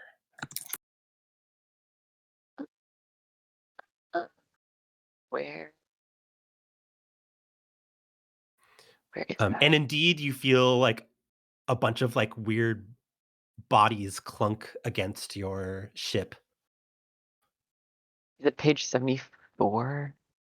It should be. Here we go. It's 75, I think. It's the next one. Okay. Close enough.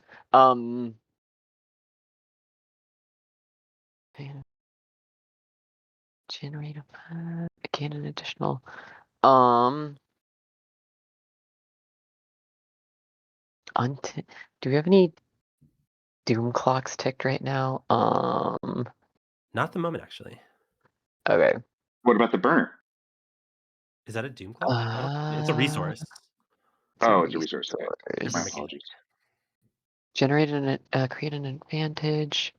Glean an answer from the insight question list. I mean, insight could be like a good place to dock, or else an advantage for the getting on board could be helpful. Yeah. Oh, Or just like one thing. Roll an extra d6. You would have gotten an extra d6 from the insight on knowing about the devoted bodies. Oh, okay. I don't know. The success could get bigger. Okay, never mind.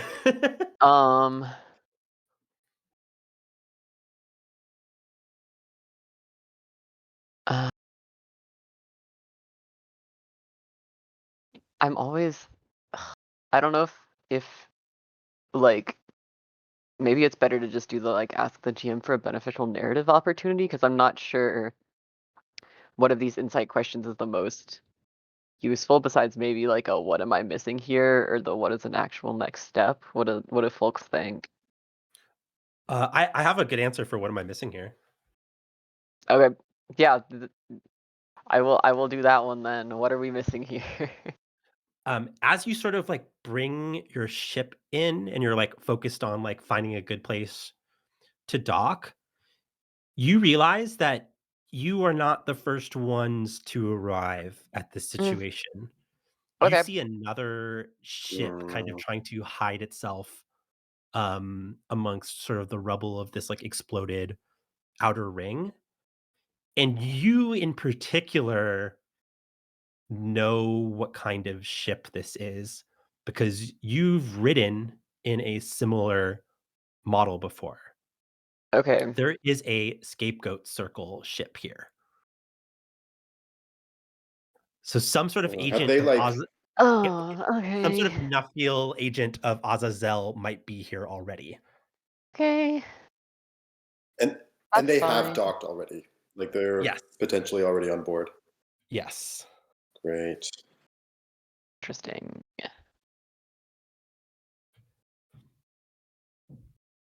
It's very like Azazel to play both sides in a situation. Yeah.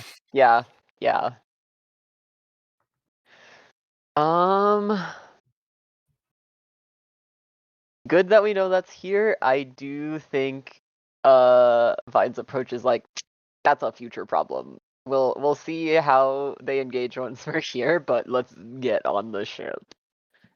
Yeah. And as you get closer to this thing, you can just like feel the like thrumming angelic power that is being contained by the witch. It's like really spooky the closer you get to this like blood-stained eye. How are y'all going to like dock the ship and try to get inside? What is the plan? Good cue.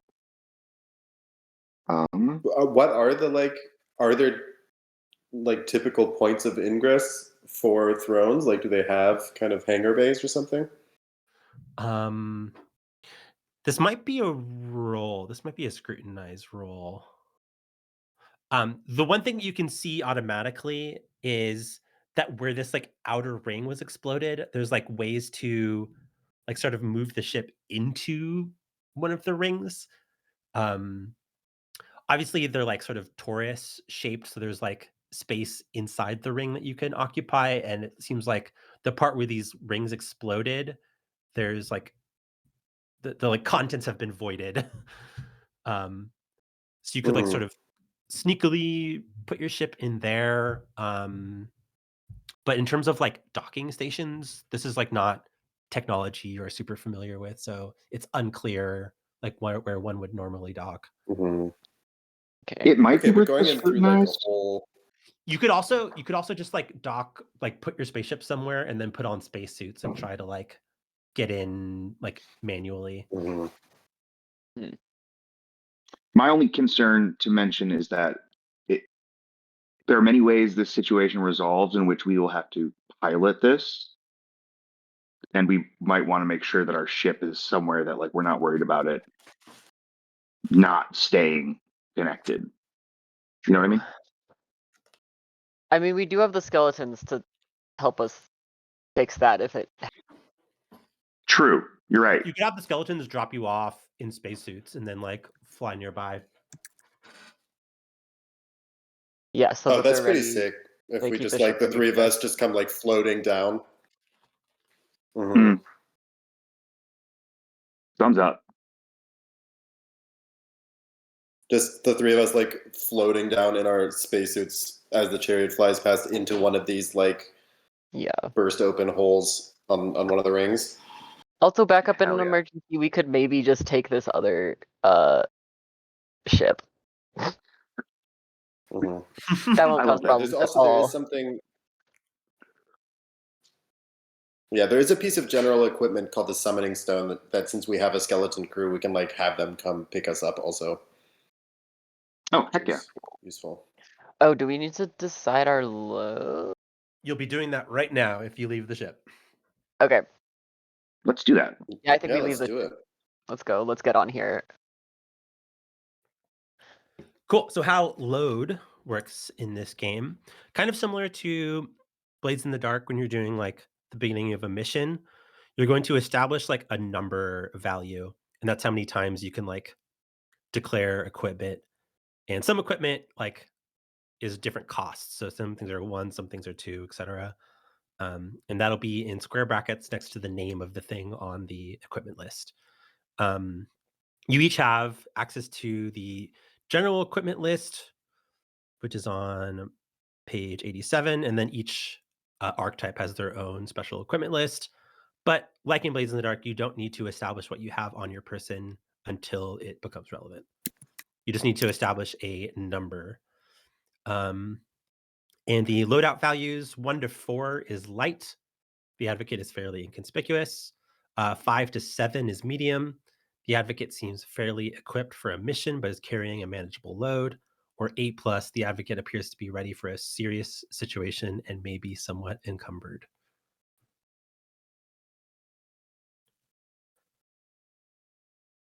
And the What's the maximum middle called again? load. What?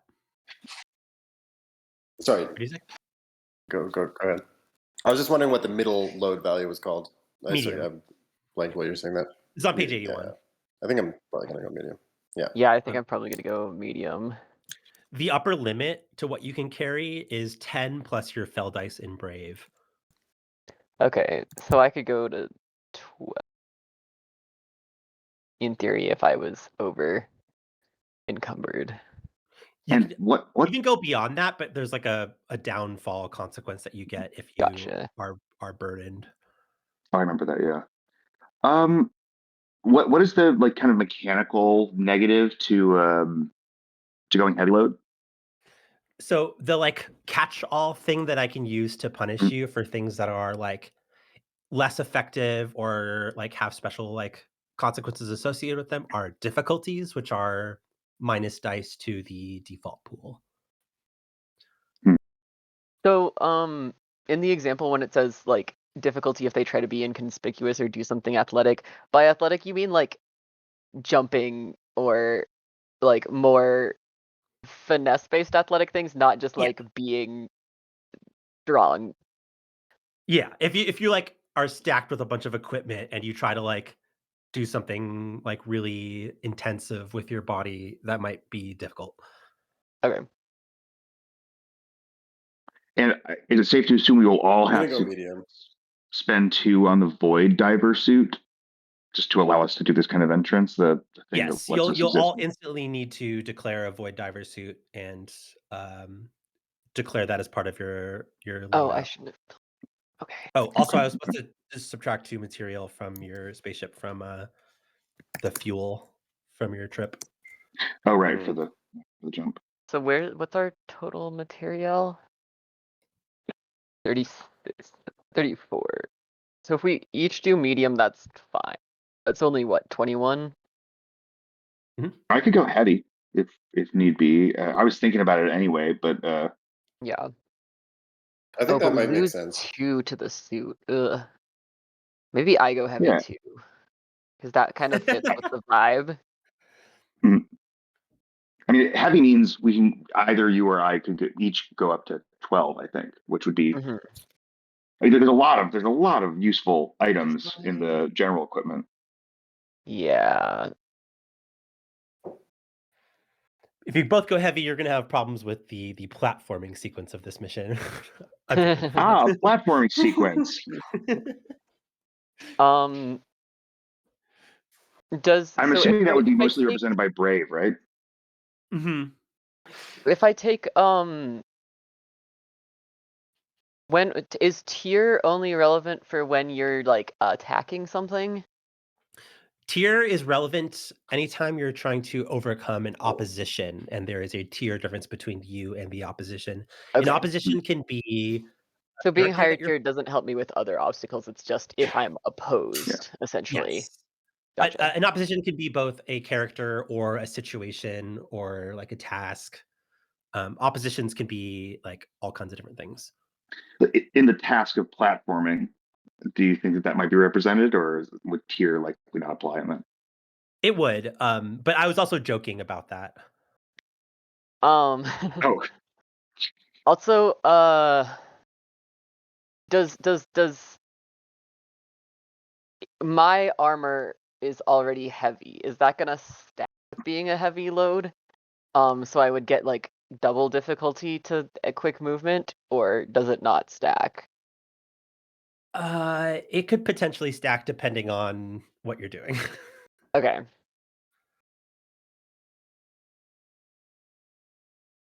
Yeah, because I already do have heavy as a tag on the armor I can never take off. okay. Which the item incurs a plus difficulty 1 to actions involving quick movement while equipped. So we can either just make it so I can go I'm ahead. definitely not moving quick, or we can kind of split it up.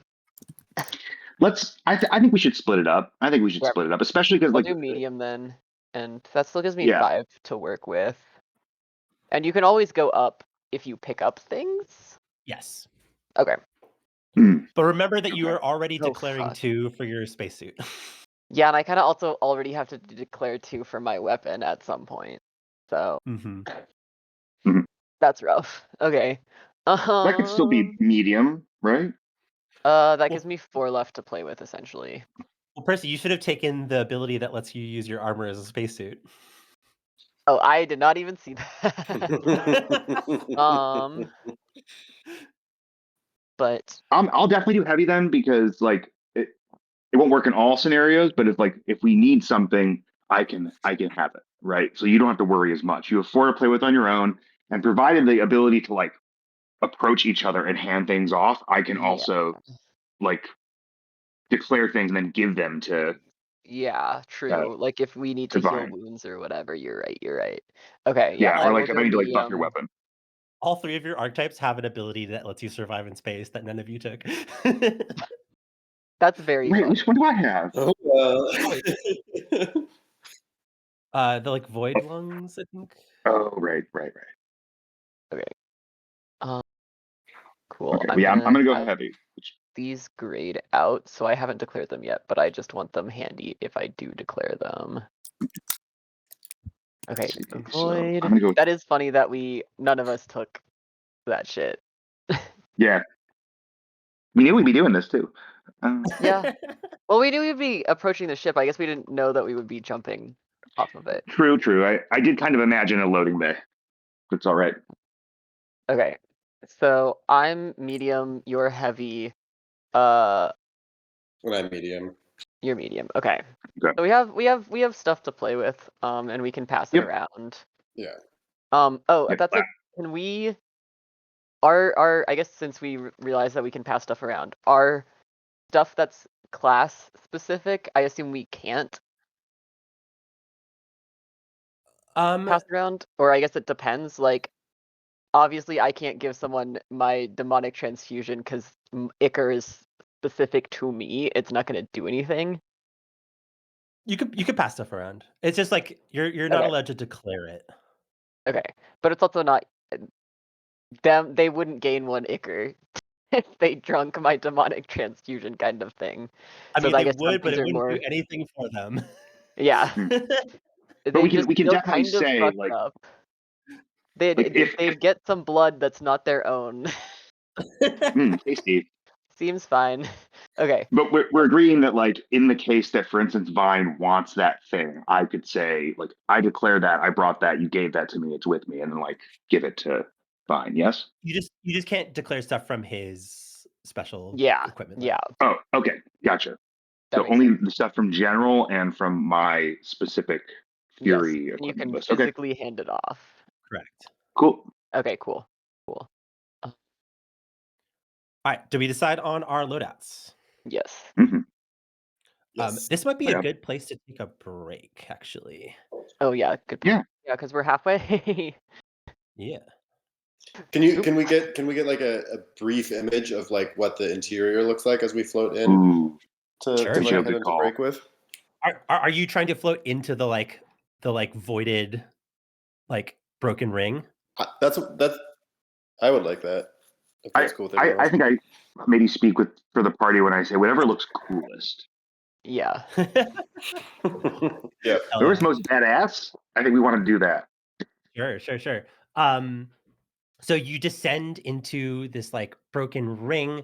I think the outside has like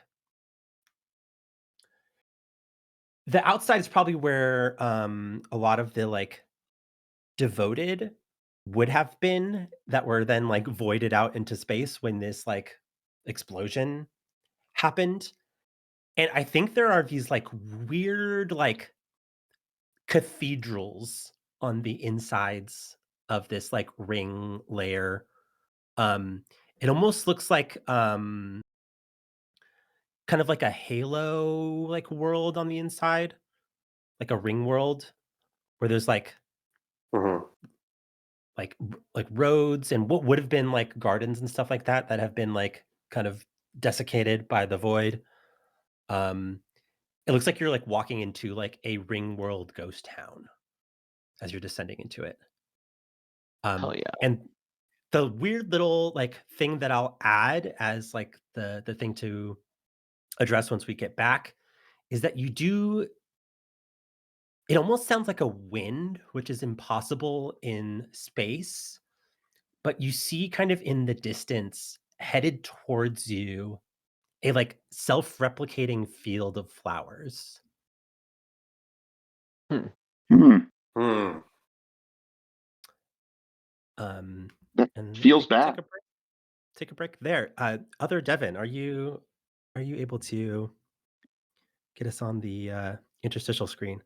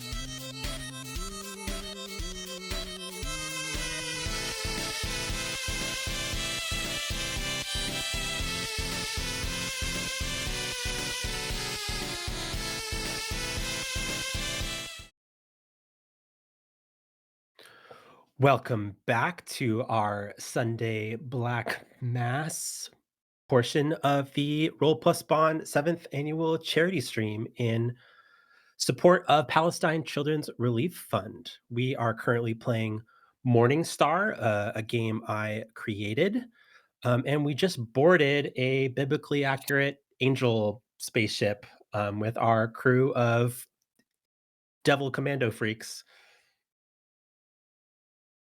Also, just another plug, if you enjoyed the interstitial music, you should check some of it out. I wrote a lot of it. You can find it at devindecibel.itch or devindecibel.bandcamp. devindecibel.com, and you can check out this game at devindecibel.itch.io. This game is also in the bundle that we're currently running for this charity stream, so check that out as well. There have been no new donations since we started, so let's all start. We would love if y'all are able to donate, even if it's just a couple bucks, especially because right now, whatever couple bucks you give us, that's doubled because we still do have a donation match right now, up to $500 for the next day and a half, which we're about halfway to that $500. So any amount you are able to donate, even if that's just like, I don't know, $6.66 in the spirit of the game. I was going to say $3.33 because with the match, that's all you need to make it 666. That's all you need. Oh yeah, you're right. That would be the match, and we can do our 33 thing, or not our 33 thing. The thing that Friends at the Table does if we want. Anyways, any amount is great. And it gets doubled right now. And I think Satan would have wanted you to support Palestinian children, especially in the modern era where empire is making everybody's life miserable. All right.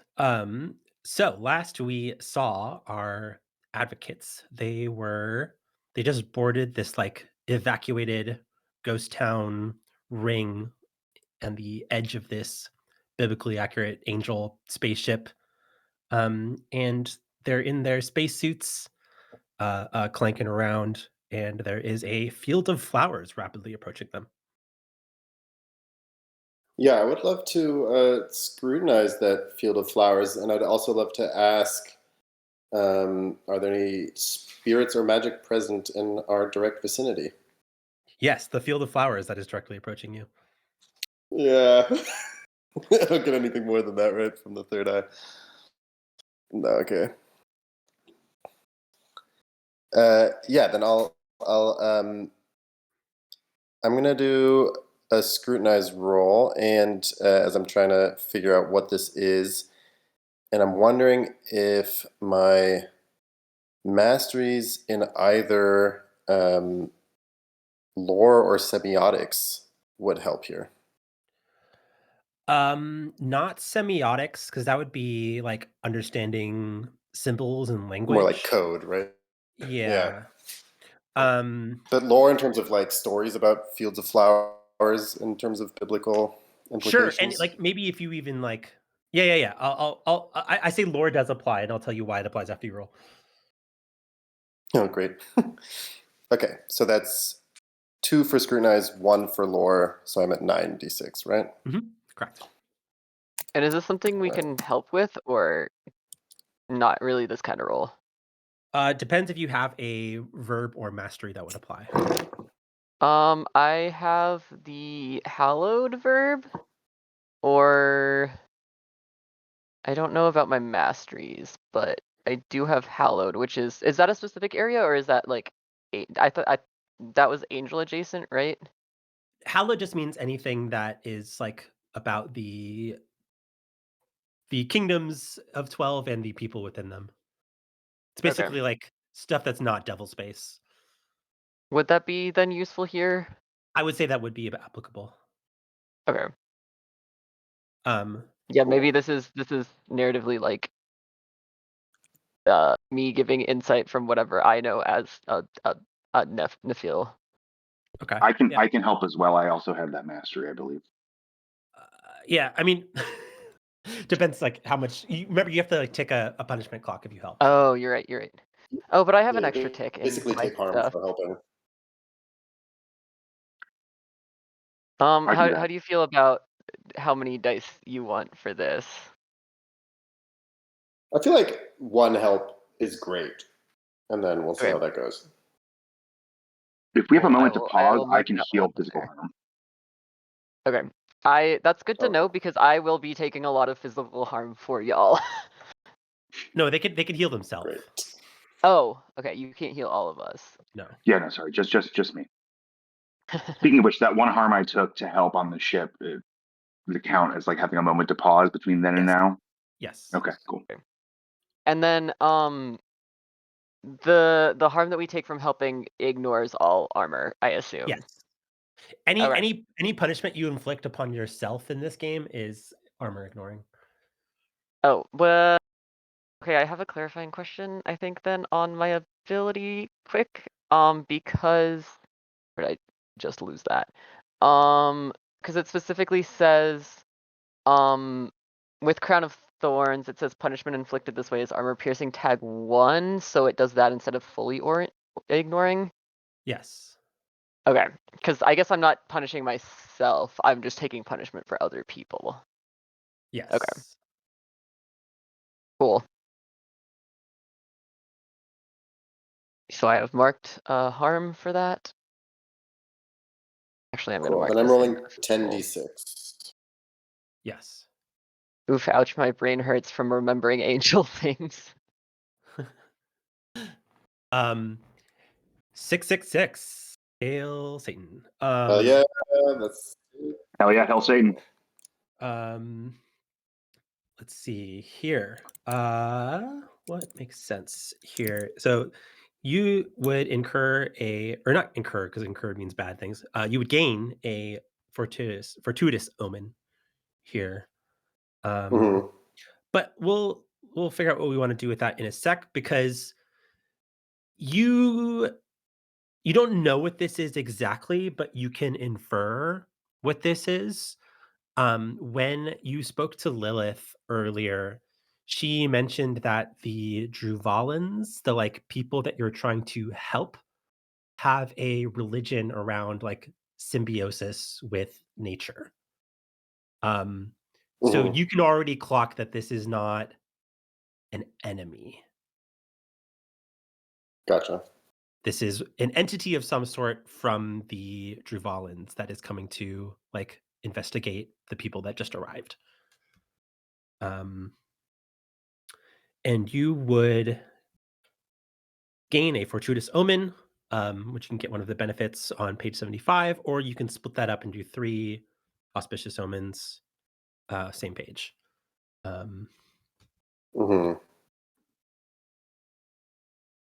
I like for this. I'd like to take advantage for all allies. Okay. Does that include me? Yeah. What is the wording there? Okay. Create an No, it says, what advantage is for the all wording? allies to act on. Yeah. Yeah.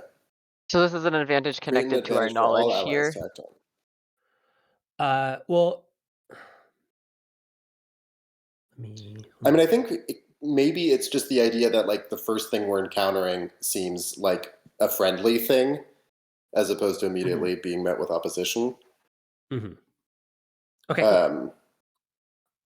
Because I think Saker would just kind of like laugh and delight upon realizing what this is, and kind of like gesture for the two of you, and like kind of go tumbling down into this Halo world, and like moving with speed towards to meet the approaching flowers. Cool.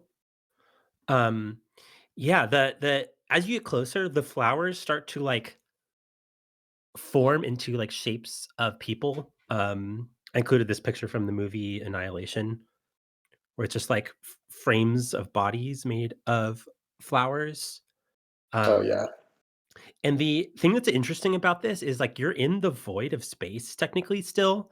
So the like flowers are like blossoming out of like time and space and then like almost instantly dying, but they're like blossoming so fast that like it's like endless and Mm-hmm. reoccurring, and they like last long enough to like be there and then they're gone, but then there's more.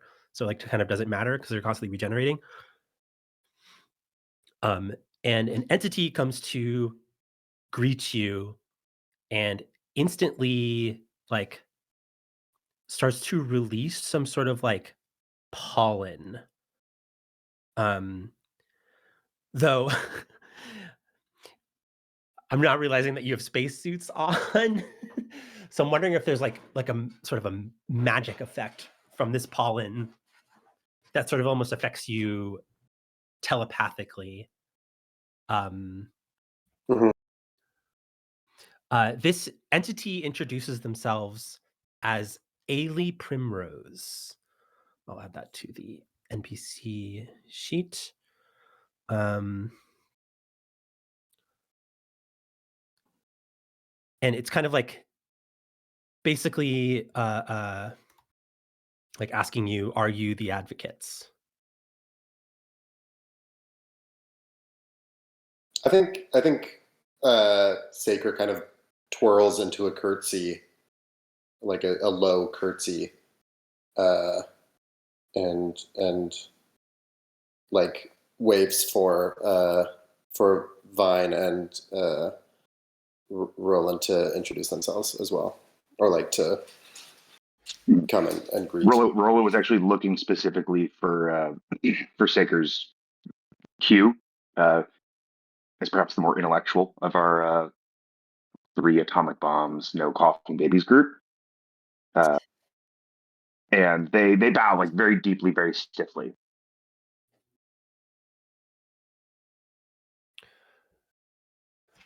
Wonderful.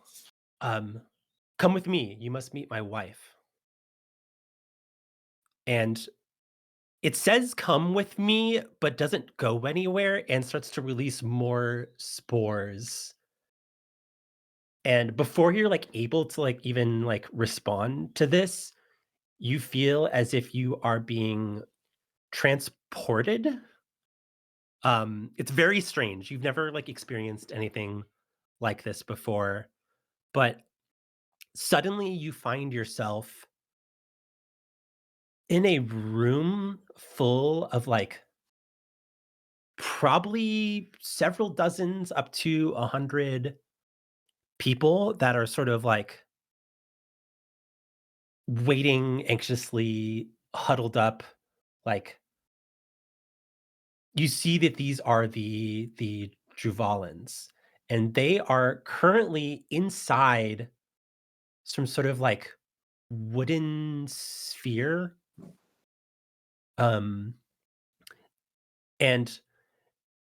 Ailey starts to like guide you through the crowd until she leads you to a place where she gestures at you to look up.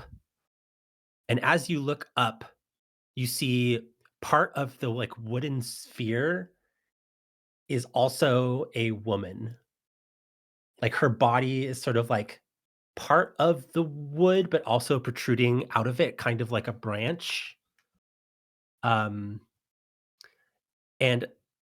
this is Lavisha Rowansoul, the like leader of these people. I'm guessing I like immediately recognize the like godly or Aeon, you said, sort of power source Yeah. here. Mm-hmm. But her power is quite occupied. This person looks like Tilda Swinton, but made of wood. Incredible. Vividly, I can see that. I have a reference image.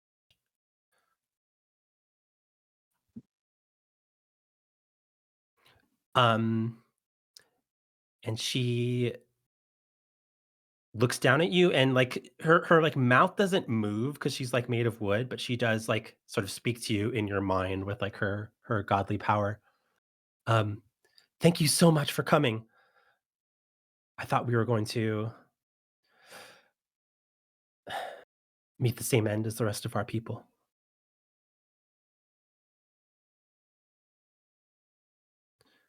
At your service. How can we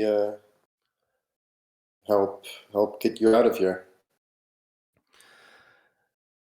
The situation is pretty dire, but there are some things you can do to help. The people that I've sent out, I've not heard from them. I don't know if they've been killed by the things stalking the ship, or if something else is preventing me from contacting them, but I need help.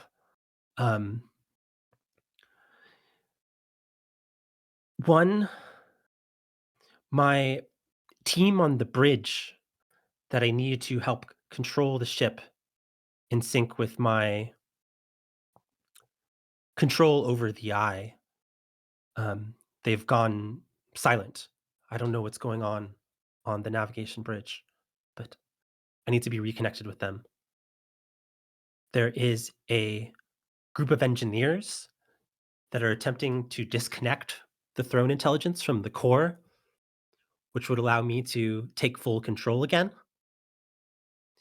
And there is a sacred relic called the primordial essence that was aboard our ship that is a specific nutrient that I need to embolden my power that was jettisoned from the hull of our craft as we crashed it into the eye, which is where we are right now. This sphere is inside the eye. It's the only place I could find to keep my people safe from the things that lurk on the ship. Speaking of that, I don't know if we'll be able to survive long if that thing still stalks the ship. The power.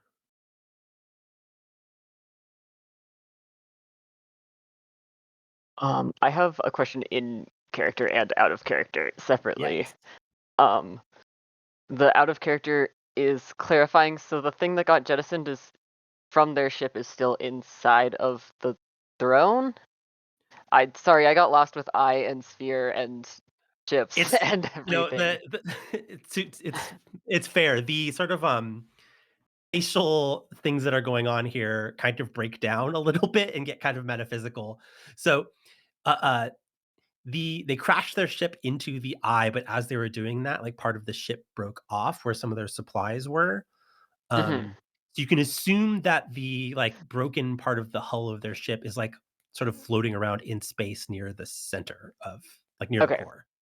So you'd Yeah, have to that was probably my like get clarifying question. I close to wasn't the eye itself. sure where we needed to go, but I figured in character we would understand that, so I just wanted to clarify. Mhm. Thank you. So Um, yeah, there's sort of like 4 tasks here. We'll see what we can get done. I might have planned too much for the one shot, but um, she's lost contact with her bridge crew. She's lost contact with a group of engineers that are trying to like disconnect the AI. Um, she needs this resource to like refill her power, basically, and the power is stalking the ship and might kill okay. her people. Um, and then I think Vine's question in character, he asks her, "Have you seen the power at all?" Like what seen broadly. Um, do you know any more specific details besides that it's a power? Yes, I can see through my wife, Ailey. I believe you've met her, and the like sort of massive flowers next to you, like curtsies. Um, she is my communication point between the core and the rest of the ship. She can move freely.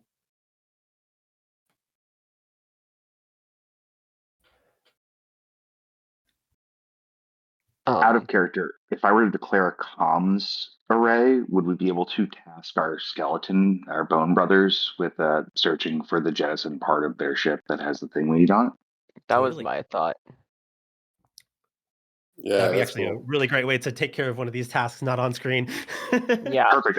I'm just I gonna think we I'm can gonna search declare that for as it, and part of my then loadout. I think instructing one of them to be ready to like deploy the drones if they get attacked, because that would help them too. Right. So like one on the third eye to be doing the scanning things, one on the reins driving it, and then one like And the bats. On on the the back. either on the secondary artillery or the bats. Probably on the bats, and then they can run to secondary That's what I was gonna artillery say. Yeah. for So the one. bats themselves don't attack. I don't think they just like increase the punishment done while Yeah, they're because active. they're out So there. so yeah, like one on the bats ready to run to guns. Yeah, Uh, ready I to I send the bats out and go to guns. Yeah.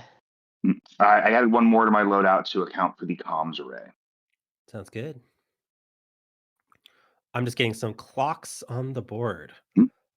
We have The Stalking Angel, 0 out of 3. This is going to be sort of like a nemesis system kind of thing. There is just a fucked up thing crawling Seems around fine. the ship that you'll have to deal with. Oh, it's on the ship. It's not following the ship. It's like on the ship.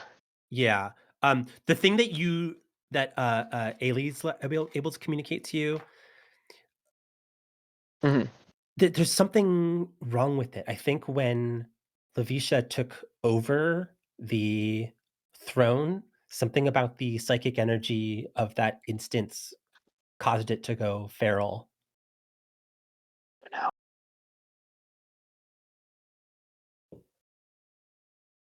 How would you all feel about like pursuing either like one of the engineers or the bridge crew while as we go trying to attract the attention of the power to kind of kill two My birds with thought one as stone? well.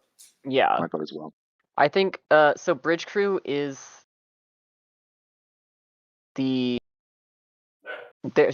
lost contact with both the bridge crew and the engineers. I just lost track of which is doing what. The bridge crew are necessary to like pilot the ship once they get it up and running, and the engineers are trying to disconnect the AI so that she can take full control. And They're the but engineers. she Let's also do engineers needs then. the item before she can take that full control, even if the AI goes down, or Yes. okay. But the She needs her Well, juice. we're searching you for the think juice off screen anyway, so yeah. But do we I guess but if we get the AI off and the juice off, we can then go be able to move the ship again, and if she's connected, that might also help us reach the bridge easier too. So maybe we go for the engineers. agree. Yeah. Because I feel like the power might be drawn to defend that as well. So that's a 2-for-1 to attract it, maybe. 100%. Also, just as a note, I have taken off my void suit and put it in my backpack. I folded it up nicely. I'm wearing like a pair of coveralls, kind of jumpsuit situation with no shoes or socks. You are in a psychic projection right now. You're still in the void of space in your actual body. Never mind. I don't do any of that. Wait, how do we get we're not on the ship yet? You're on the ship, but you're currently a psychic projection in the core talking to the like goddess in the core. Okay, and once we're And done so talking to we're her, in then one we of can the do physical rings. stuff? Yeah, like okay. Ailey Primrose, the like weird flower lady, her kind of capability here is that she's able to like move freely and has a like sort of magic bond with Lavisha and is able to like help communicate inside the core to the outside. So she's sort of your like proxy. Gotcha. And she can Okay. she can accompany you, but she can't really do anything besides be flowers and use her psychic connection to her wife. Okay. I'm I mean, I still feel like bowing maybe very the line deeply. of communication would be nice if she followed us, but She plans to. okay. Very good. I'm still Engineers. bowing very deeply and awkwardly and bird-like, but we're all talking with our minds, yes? Yes. Okay, great. Rolo, with their mind, just something to the effect of goes, Primrose, great love of this Aeon, can you please get us inside the ship? It's terrible out here. Do you know which way to go? Yes. Follow me. Did she make the move this time? I remember last time she said follow me. It was more of a... Is there anything else you want to ask Lavisha? Right now, I don't think so. I think I would just out of habit ask if there's any like anything in the moment I can provide for comfort in this trying time. I mean, what can you offer as a scary Entertainment, wizard? fun illusions.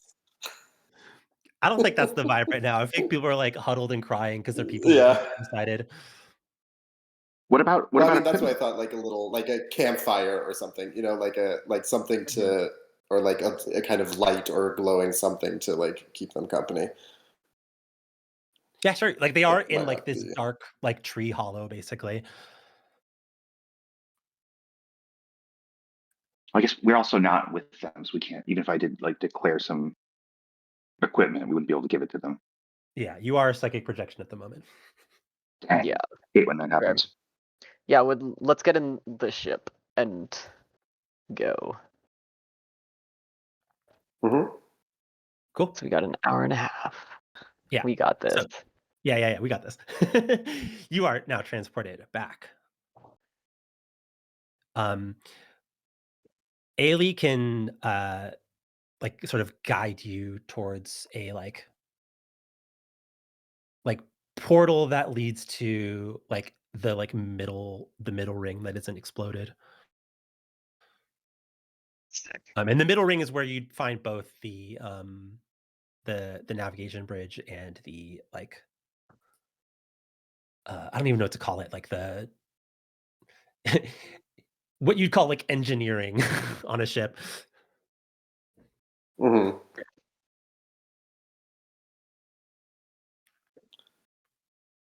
Yeah. Then I guess we head there in the aim of trying to reach the engineers. Agreed. Yes. Yeah. So you kind of clank through this gravityless void till you get to a like door, and Ailey kind of like looks at the door and kind of like shrugs in her flower form and like is able to sort of squeeze herself through the door almost impossibly. But like you're gonna have to follow somehow.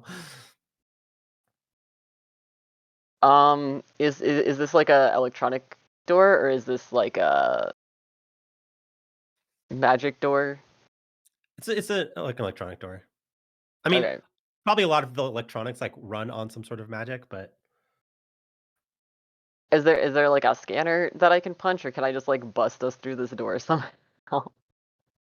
the problem with busting through is that like there's probably like an anti-chamber of some sort Okay. where you don't want to like let the void in. Is there any sort of equipment we could take to help us with this, and then like general equipment? Let me... Or does someone have a magic effect that could Perhaps. open this door? I definitely don't have that, but Omni Tool might be helpful as far as equipment goes. Yeah. Forget, can the Wiser bring people with them when they do their... I can. That's a question I've been asking myself this whole time. Can I void step with other people? Yes, but I think it'll incur difficulty. Okay. Okay. Yeah, let's do some wizard shit. I think I think I look to the other two and kind of like have a kind of grin, like a little bit of a mischievous grin. Mm-hmm.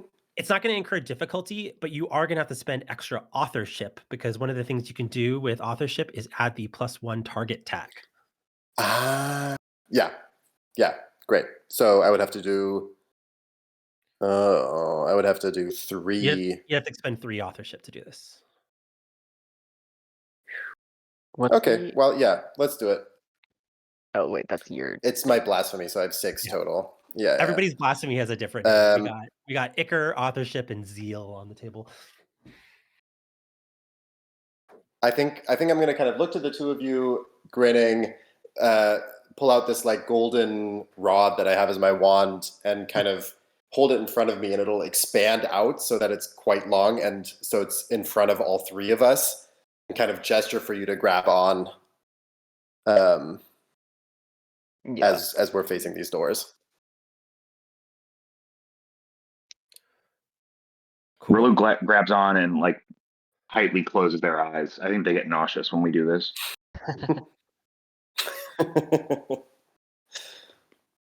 Yeah, that's probably something we've done before. I think Vine lets Rolo grab his other arm, so they're all connected. So sweet. right. Nice. So So yeah, I'll take my blasphemy down to 3. So you have 66 plus. Oh no, down to 2. Oh, you already Mhm. spent one? No, I just thought because of the a benefit can be chosen multiple times, but requires +1 authorship Oh, true. per repeat. This is gonna bankrupt Why would me. it be Okay, so I'm down to 4? 2. Because it's 1 for the spell, 1 to add 1 target, and then another 2, I think, if I'm reading it right, to add a second target. That is correct. Is that right? You can always expend volition to refill your blasphemy, though. So Yeah, Oh, I know. true. Yeah. And I think exactly. there's also items that can help. yes, Maybe. Yeah, and I can also I can shoot my magic gun for free, which is great. Nice. So I can spend authorship for stuff like this. All right, so I'm at 66 plus 3 for communion. 3 for yeah. Does abyss as a mastery make sense here in terms of Yes, moving through the abyss to get to the other side? exactly. Cool. So 10d6 So exploding. 10d6 exploding, yeah, and the sigils that are floating around me, I think move to envelop the 2 of you as well. Yeah. 1-6. Oh, jeez. Okay, so I'm gonna explode that Then one. you do have exploding. Cool. Yeah. At least there's that. Okay, it's a lot. Cool. That is a success with a Grim Omen. So yeah, you do it. Let's see here. What is fun for me?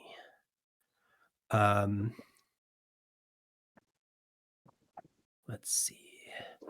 I'm going to tick the Stalking Angel clock once, which is now. That's fine. We want that ticked perfect. anyways. That's what, So that's exactly what, just like we planned. Good job, team. Yeah. So you burst through the hallway connecting the outer ring to the inner ring. In what does the void step itself look like? And how does everybody else experience I mean, I think so. Right. I think so. The sigils have that have scrolled around the other 2 as well as me. They all light up this bright gold that I think kind of becomes all that you see for a moment, and then there's the moment of stepping through the abyss, which I think that feeling of the drop of when your stomach drops when you go down a drop in a roller coaster or something. I'm trying to imagine what the visuals of that are. It's everything is being. It's like everything is being imploded. It's maybe the look of the abyss is the heat death of the universe happening all around you. Yeah, and I'm imagining physically Yeah. it's like clipping through the map, like falling through reality and then finding yourself on the other side of it. Yeah. And surprisingly, nobody takes any metaphysical punishment from that. Nice. As you arrive on the other side of it, you hear a cry in the distance. I'm imagining sort of the sounds that the angels make in Neon Genesis Evangelion, where it's kind of choral, but kind of dissonant and kind of scary. It's so sick. I'm wearing a Neon Genesis Evangelion t-shirt right now. It's perfect. Big influence. Nice. Big influence on this game. I bet. But yeah, Yeah. Rolo the or angel, Bob? the angel sensed the power that. Oh that God, just... both. Can I want to answer it with a cry of my own? Oh, okay. As we Taunting it. What kind of cry? Yeah.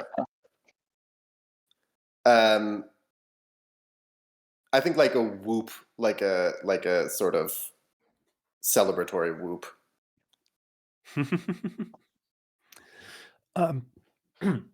You find yourself in the sort of area adjacent to engineering. Like, you still need to pass through this space to get there, and it's kinda creepy in here, like, classic, like, haunted spaceship vibes where, like, the lights are, like, kind of, like, flickering on and off, and it seems like the metaphysics of this space has also kind of, like, broken down a little bit. Like, you'll see the lights go out and then come back on, and then the, like, arrangement of passageways that you saw are, like, different when the lights come back on.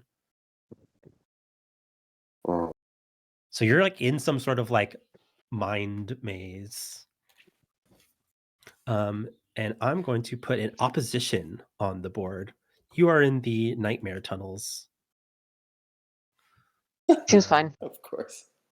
And this Yeah, is I spent a all of my vacations there actually. So yeah. This is a 6-step clock to move through this space and get to engineering. Okay. How do we proceed through the nightmare tunnels? Um.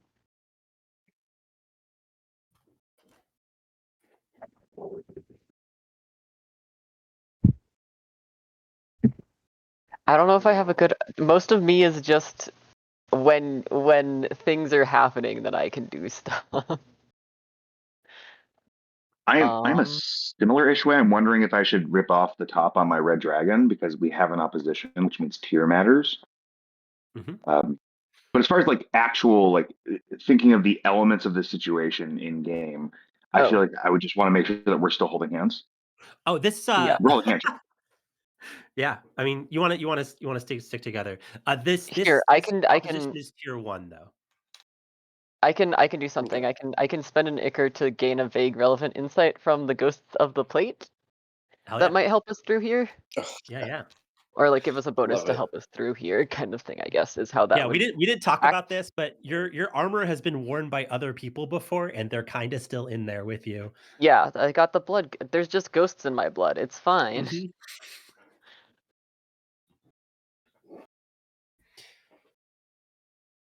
Okay, so you want a vague insight. Let's see.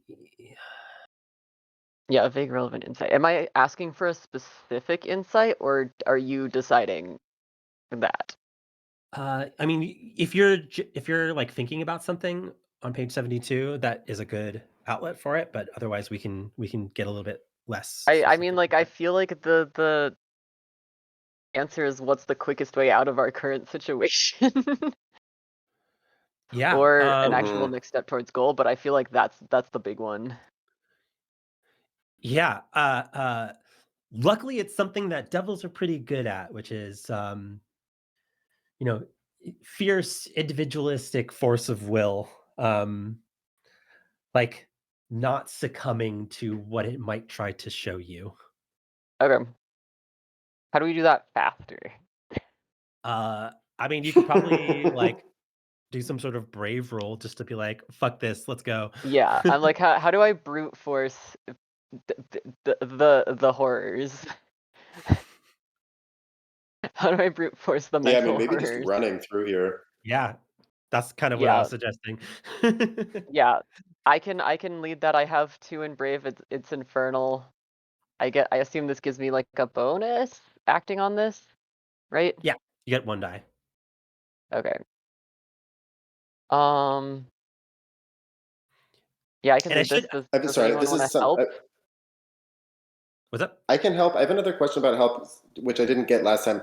Do I, if I help with something that I have multiple fell dice in, does the like person who's rolling get all of those, or just one for the help, like Yes, one but max flat 3. die? Yeah. Okay. So like if you have 2 in her helping and another player has 2 in his helping, that's still max 3, not Correct. 4. Correct.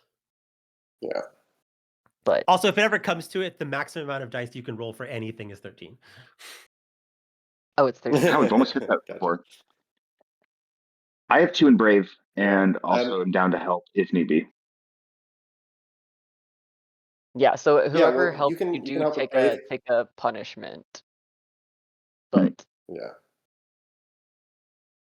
Do you want all 3 help dice? Because I could add another one. Yeah. If you want, what yeah. are you thinking? Survival, just in terms of like moving through here, navigational I'll take it. assistance. Cool. Then I'll take another metaphysical punishment. So I start with 6. I add my 2 and the bonus, which is 9, and then another 3, which puts me at 12 again. Correct. Cool. Oh, wait, hold on. And you get 1 from my advantage, or is that what the one you counted? No, the one I counted is from my question, but is your flower thing, is that not, it would be acting on relevant information, right?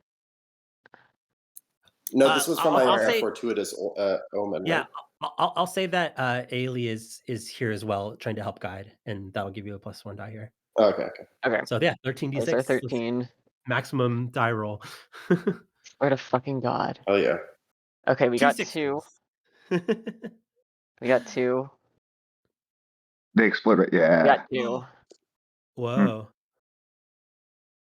Okay. That's it. Two's good. Two's good. 2's success. 2 out of 13 still does seem low, but on a 1 in 6 you chance. know, Listen, it's a full send. It's a full send. I mean, it's if it happens 1 in 6 times and you rolled 2 times 6 and you got 2, it's kind of makes sense.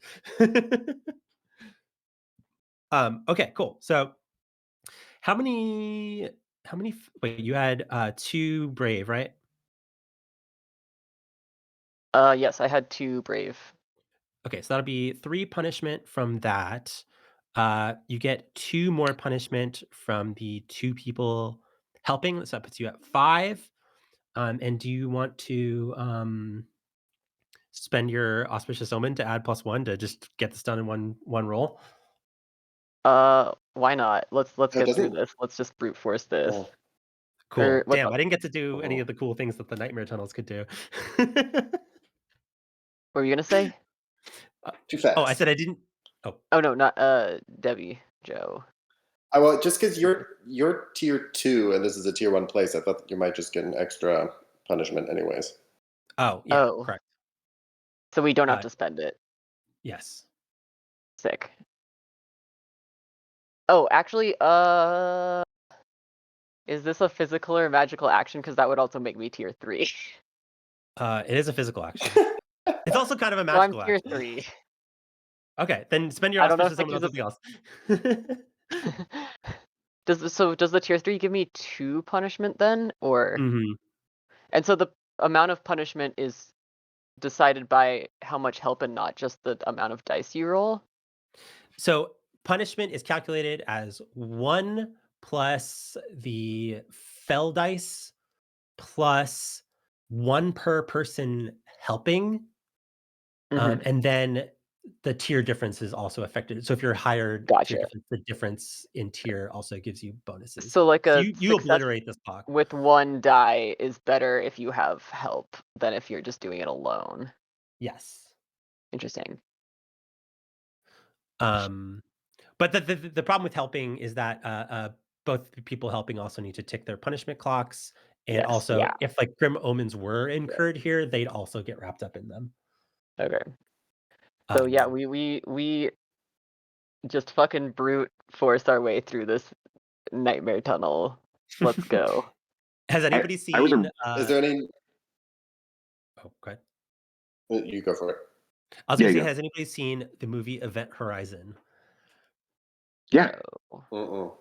It's another Like big influence on being this talked game. It's about a recently. late 90s horror movie. It's actually really freaking good. But there's a scene where Sam Neill's character gets led into some like fucked up tunnels within the haunted spaceship, and he like sees his dead wife, and she's like, "Come with me, we can be together forever." Like I was gonna like make y'all see like fucked up shit from your past in these nightmare tunnels, but Sorry. Samuel's Power- always is I mean, power we can through. I can imagine that being the metaphysical punishment I took for helping is just like dealing with this shit. Yeah. What's something fucked up you see in your periphery?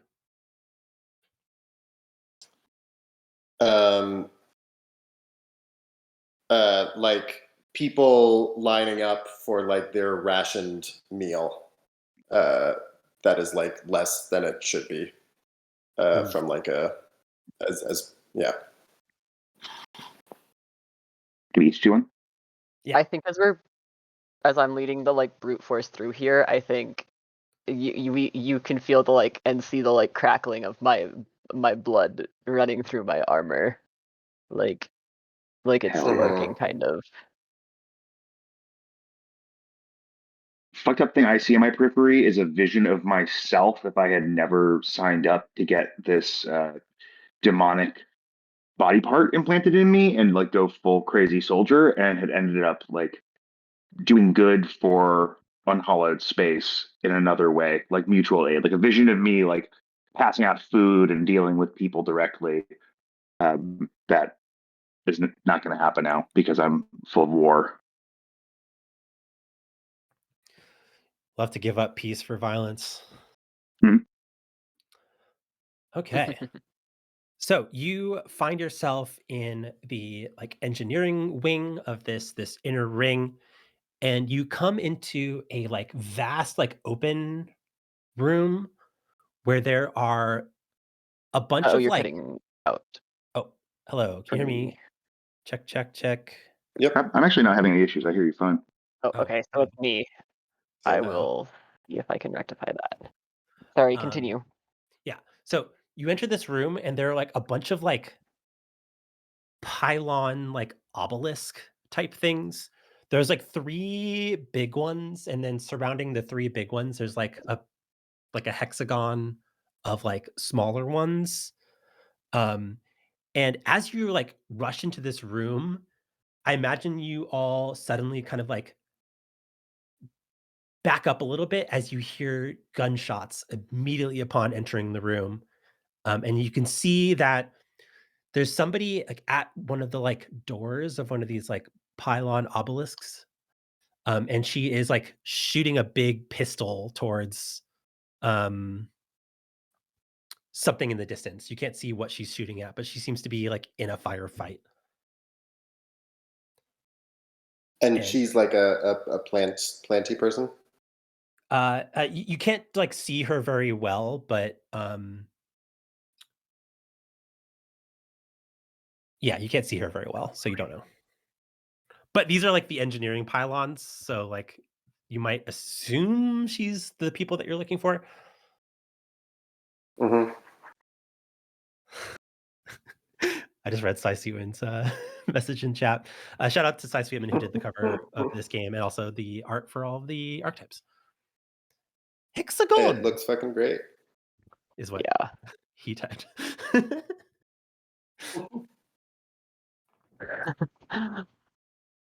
Yeah, this woman seems to be shooting a So pistol, and we're then not sure who this she person is yet. no, but she seems to be shooting a pistol, and you hear like a sniper rifle go off, and she like I'm hides behind the door. Can I what? At the door? Oh, she hides Hmm? behind the door. I said. Oh, okay. So it goes off, but she's not. Yeah, it's just like Or it's a, not. a lady with a pistol behind a door versus a sniper rifle. And Okay. you can also see that like she has a couple other people hiding behind her.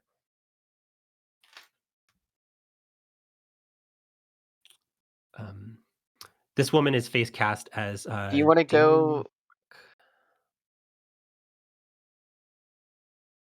Do you want to go beast mode on whatever? And I'll have your back. Is that aimed at me? Because yeah, Yeah, that's at Rolo. 3 Yeah. hours in, raring to go beast mode. in so rare to go beast mode. In character, Rolo You can go immediately is beast mode. bolting I can towards you. take all the damage. That sounds perfect. Do you need to be like a particular distance for me to take all the damage?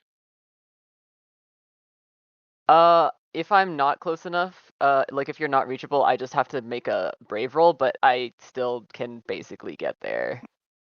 Okay, so it sounds like our plan is rush to help those people.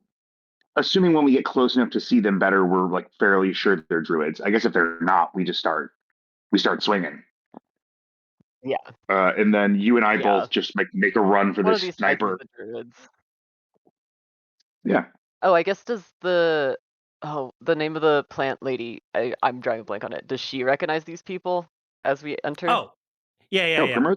She clarifies that's Oshin, the engineer, the head engineer. I Okay. face cast her as Dione Warwick. Oh, nice. Nice. Except she doesn't have like the short gray hair. She has like a big braid that is like woven with ivy. Very cool. I was going to ask, using my own human player tactical brain, if there's a better like way to approach the sniper, but I don't think that either Vine or Rolo would consider that, and I feel like it's like move immediately to the people Yeah, that you should we're just trying go to for help, it. and then run straight at sniper rifle while going beast mode. Yeah. I'll be behind you and I'll probably stop at the door kind of so I'm also in front of the people for now. Hmm. To protect them as well, until we got what's going on. Okay. I might save beast mode until we actually get there, which is to say red dragon, that particular move where I like go devil out.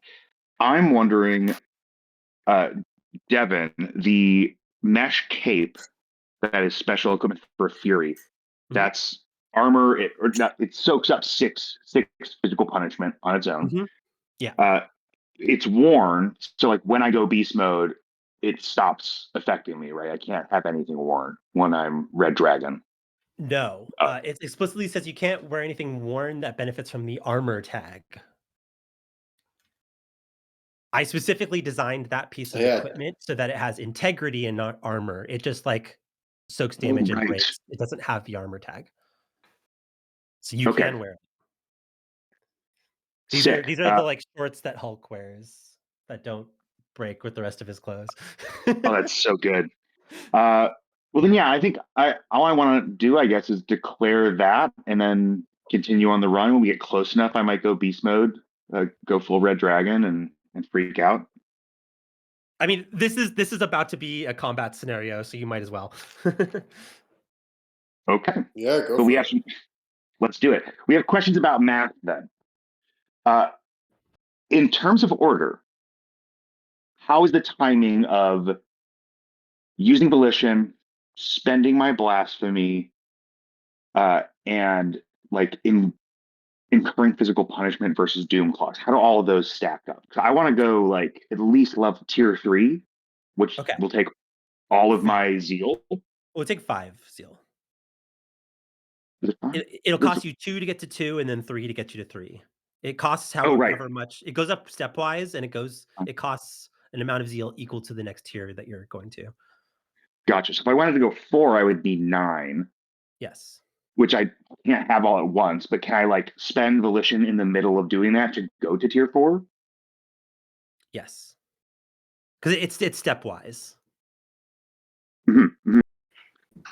Then I'd let you do like a spillover where you like you expend your last one and then expend your volition to get 6 more and then spend 3 more after that. Okay. So I'm gonna do that. I'm gonna go tier 4. I'm gonna just fully eat the metaphysical downfall related to my Unchained clock maxing out. Mm-hmm. And physical and metaphysical downfalls go into the same pile, right? As far as okay, gotcha. Yes. So this is my one narrative consequence. Yes, your first downfall doesn't have any mechanical consequences. Gotcha. But any other downfall will start messing things up. Okay, perfect. So we'll do that. Maybe I need to be on the other sheet. Do that. We will take. And your metaphysical clock is at 3 now, right? Because it takes for each zeal spent. Yeah, it takes. Oh, so it. Oh, I didn't realize. So the metaphysical punishment clock, even though I've already hit the.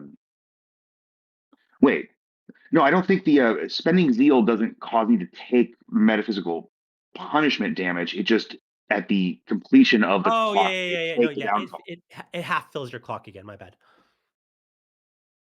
Oh, I can take Unchained multiple times. Mm-hmm. That's sick and cool, and I love it. I'll make a note of that. So I'm halfway to being unchained again.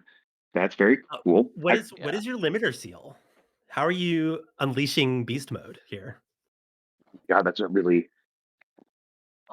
good question. I didn't even think about what my limiter seal would look like. Do you have an idea of like what limiter seals are in canon that I can maybe bounce off of? There is no canon thing, but it could be like a weird collar with runes on it. It could be like a tattoo on your body. It could be um one person who played the Fury in a playtest had a straitjacket. Oh, that's very cool. I think mine is going to be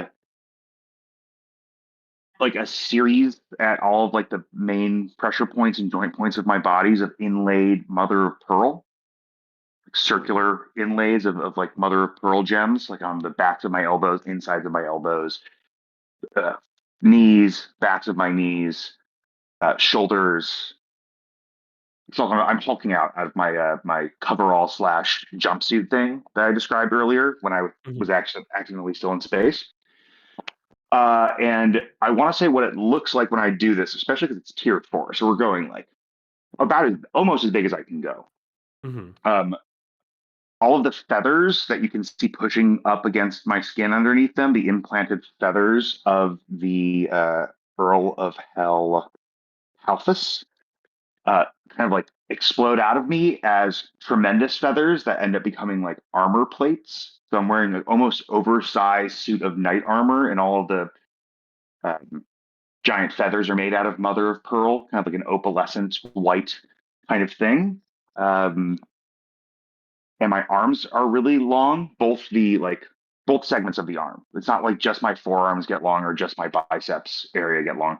Both get very long and weird looking. And at the center of my palm, not even at the center, my entire palm is basically a mother of pearl disc, and that is where the captive bolts will fire from once I can touch someone. Wild. I'm pretty excited about it. So I need to mark 3 more on the second Unchained clock. I have marked 1 out of 2 on concentration because this is the concentration effect, if I'm not mistaken. No, it's ongoing, which means you don't actually have control over it like that. Oh, right. I have to roll to get out of it. Okay, never mind. Yeah. So I'm not marking concentration. I've taken 1 off volition to account for my refill. So I have 2 volition left. And then even after the refill, I've spent the additional 3 blasphemy. So I only have 3 blasphemy left. And then I spent that loadout to be wearing my mesh cape. Come back to me as far as what that actually is, what that item of clothing is. But other than that, I'm ready and raring to go. So you know that there's like a sniper. Are you trying to like run out and like soak a bunch of damage to like locate the sniper? What is the plan now that you're in beast mode? I think the plan was for Vine and Rolo to like rush out in tandem and essentially do what you said, like between uh, our Bastion's great ability to soak damage, my general, you know, uh, beast modedness, to be able to like start picking up where the sniper is as they're firing on us, and then to get there so fast that we can kill them very quickly. Mm-hmm. We Percy, also tell have me if somebody that who can do sniper magic. So if we know where the sniper is, our third Yeah, party then we member can magic it. Yeah. Yeah. I'm coming in behind.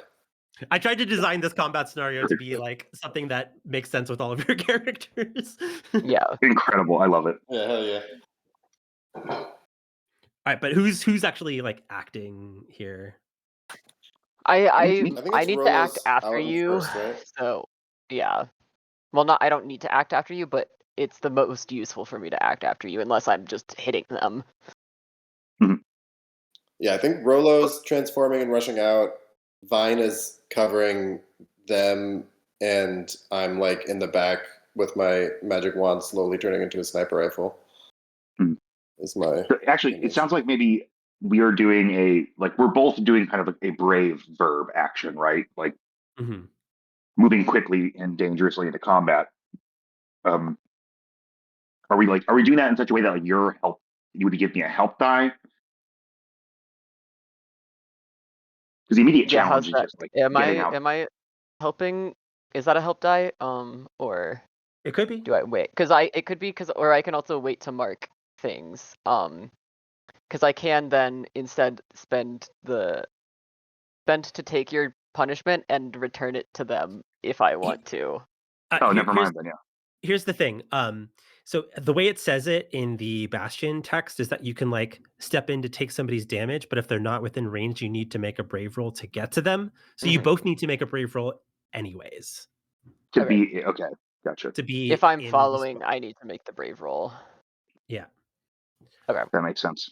Though I think Percy, you were asking me earlier if like there were any changes that like affected you.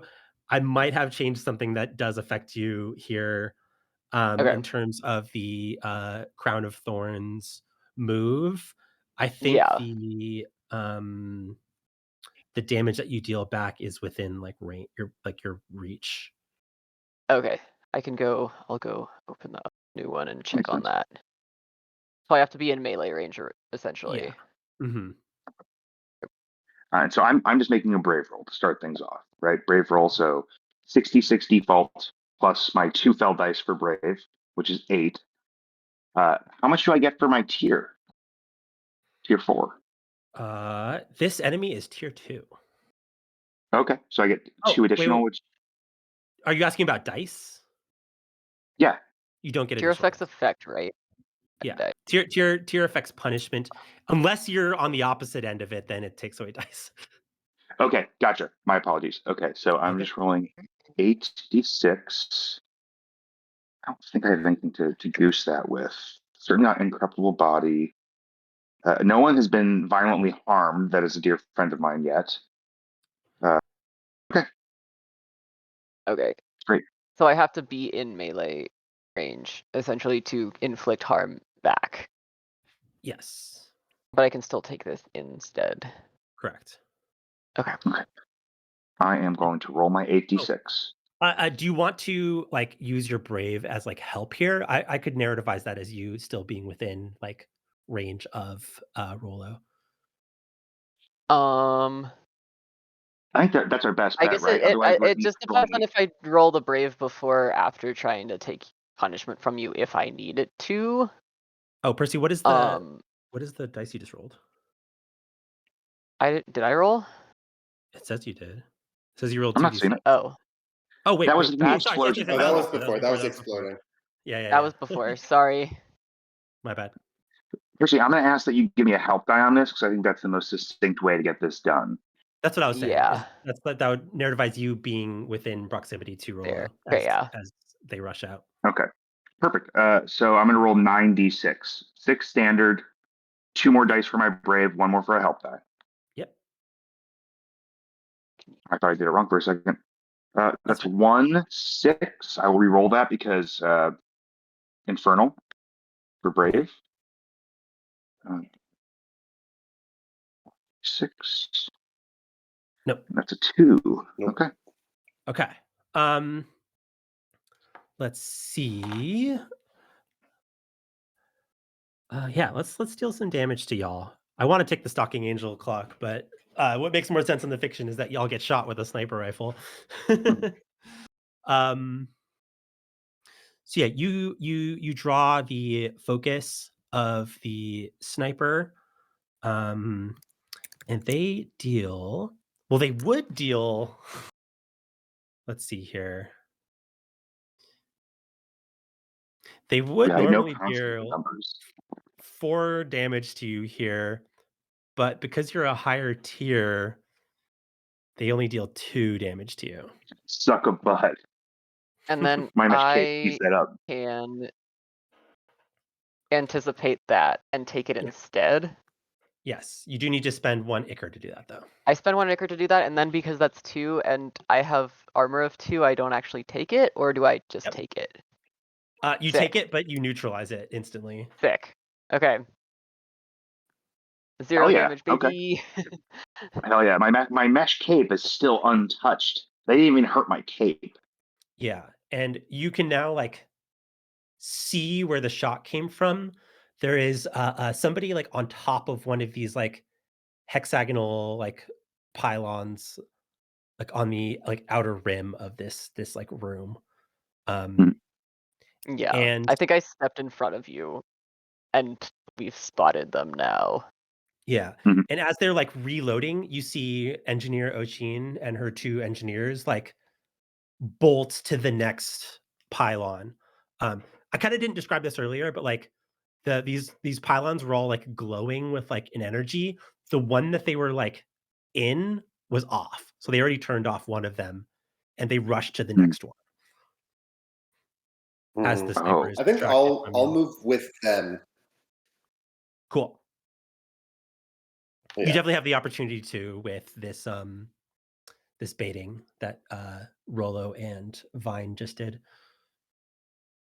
Yeah, now that we've seen them and I'm kind of in a better position, should I like lay down some covering fire for you all to get closer? Perfect. yeah, Yeah. sounds good to me. Okay, cool. Then yeah, I've like followed behind with the engineers behind one of the pylons, and I'll step out my golden wand in the shape of like a long energy rifle. Yeah, and I'll take shots. At this distance, I think more as covering fire than to necessarily do damage. Going pew pew pew with your wand.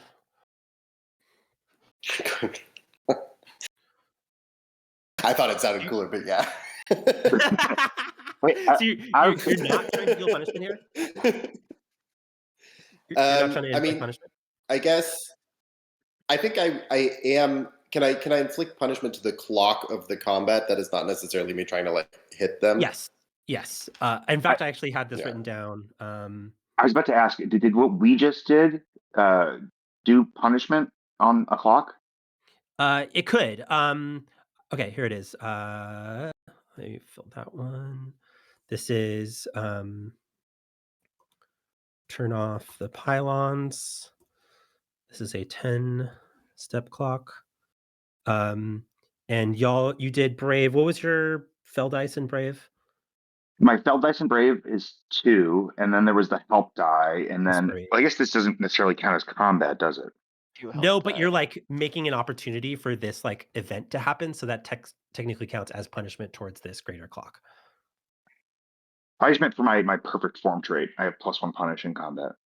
So if that Oh, uh, I'd say no if because that and my tier, okay, you're not like that makes dealing sense. damage to them. So then it's just the 2 from one standard +2 for Brave is 3 +1 for help die, help person, which is Yes, 4, 4. and then I'm 2 tiers above this sniper. That would only apply to you affecting the sniper's opposition clock. Gotcha. The opposition clock we're affecting now then doesn't have a tier, so it doesn't matter. Okay. Yes. Also, you rolled 2 dice for me helping you, right? Because I have 2 in Oh, brave. oh no, I did not. Roll an extra die. I will. I'll do just that. I don't want to toll 1d6. I roll it. Just a 5. Nope, just a 5. Okay. Thank you for the reminder, Percy. I totally missed that. All right. Yeah. Okay, so I'm gonna roll commune here. So I have the living spell ability, which means I don't have to use authorship for my manifesting violence. Oh yeah, you're just Which is shooting I think from the some of these heart. sigils that are like yeah. So I have this, like some of these sigils. There's like most of them move around, but there are some in my hand that are holding the rifle that are just like burned into my skin permanently. Sick. Yeah, so I'm gonna roll 6 plus 3 for commune and 2 for my advanced mastery abyssal ballistics. Yep. Right. All right. So that's 11.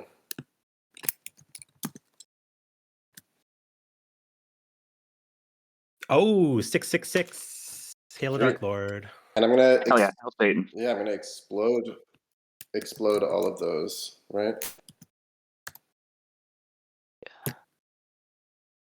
Oh no. Okay, Damn. but still. We've been exploding so much, and the exploding has not done much for y'all so far. I It's exploded done once, nothing. but Yeah. it's because I didn't get Oh, sixes nice. Right, before right, the right. exploding. Yeah. Cool. Okay, but I still got our 666 Devil's Yeah. Crit. So there's a couple things you could do here. So in combat, sometimes the best thing to do is just turn it into auspicious omens and then just deal extra damage for each of those auspicious omens. Oh, Right. wait. Sorry. There was something I'm waiting. I I'm waiting. forgot I'm to waiting. do. I can't take back one of those dice, but this is a tier 2 enemy, and you're currently at tier 1. So you should have Oh, had that's one true. less die, but I guess one of those, that last die was a 1, so we'll just say that 1 doesn't exist. If you okay, I can But re-roll if you want. no, it's good, it's good. You do also incur Okay. a grim omen. However, since you Yeah. got a crit here, what you can do is you could, for your fortuitous omen, split it into 3 auspicious omens, spend 2 of those to inflict +1 punishment, and then spend the third one to negate the grim omen. I do want maybe 1 for punishment, 1 for the Grim Omen, and 1 to regenerate a point of blasphemy. Perfect.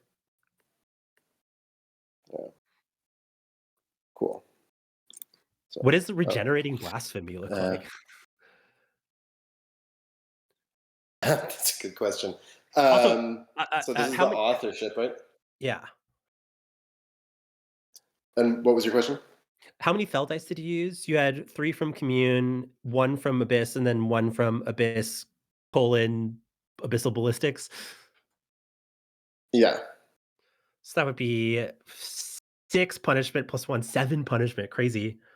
And it'll be -1 punishment because they are +1 tier Difference, yeah. So still 6 punishment is huge. Let me put their clock Yeah, I think on the board as well.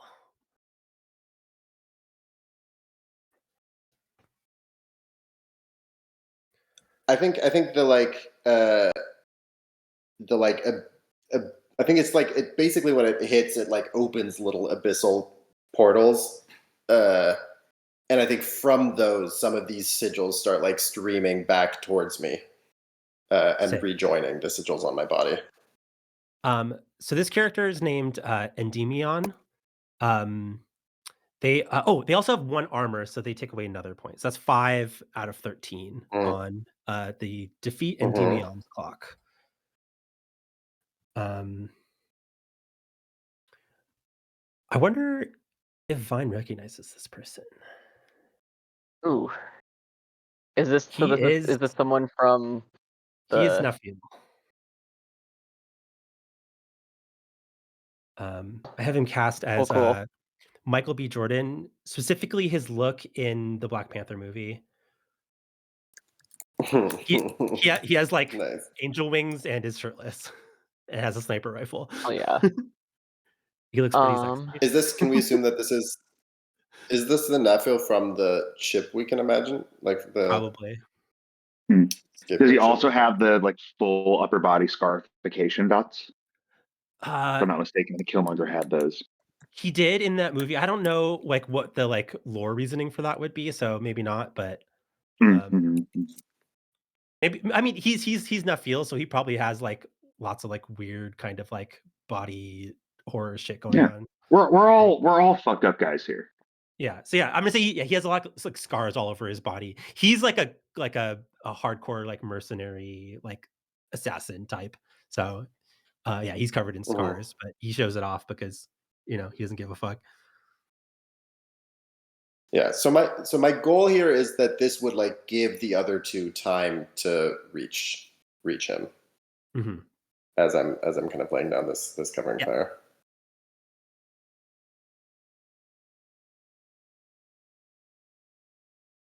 Oh yeah. Yeah. So, yeah. What now? How close are we? Can I punch him yet? Well, he was how like close on can top I of one get? of these pylons. Oh, actually, okay. Let me.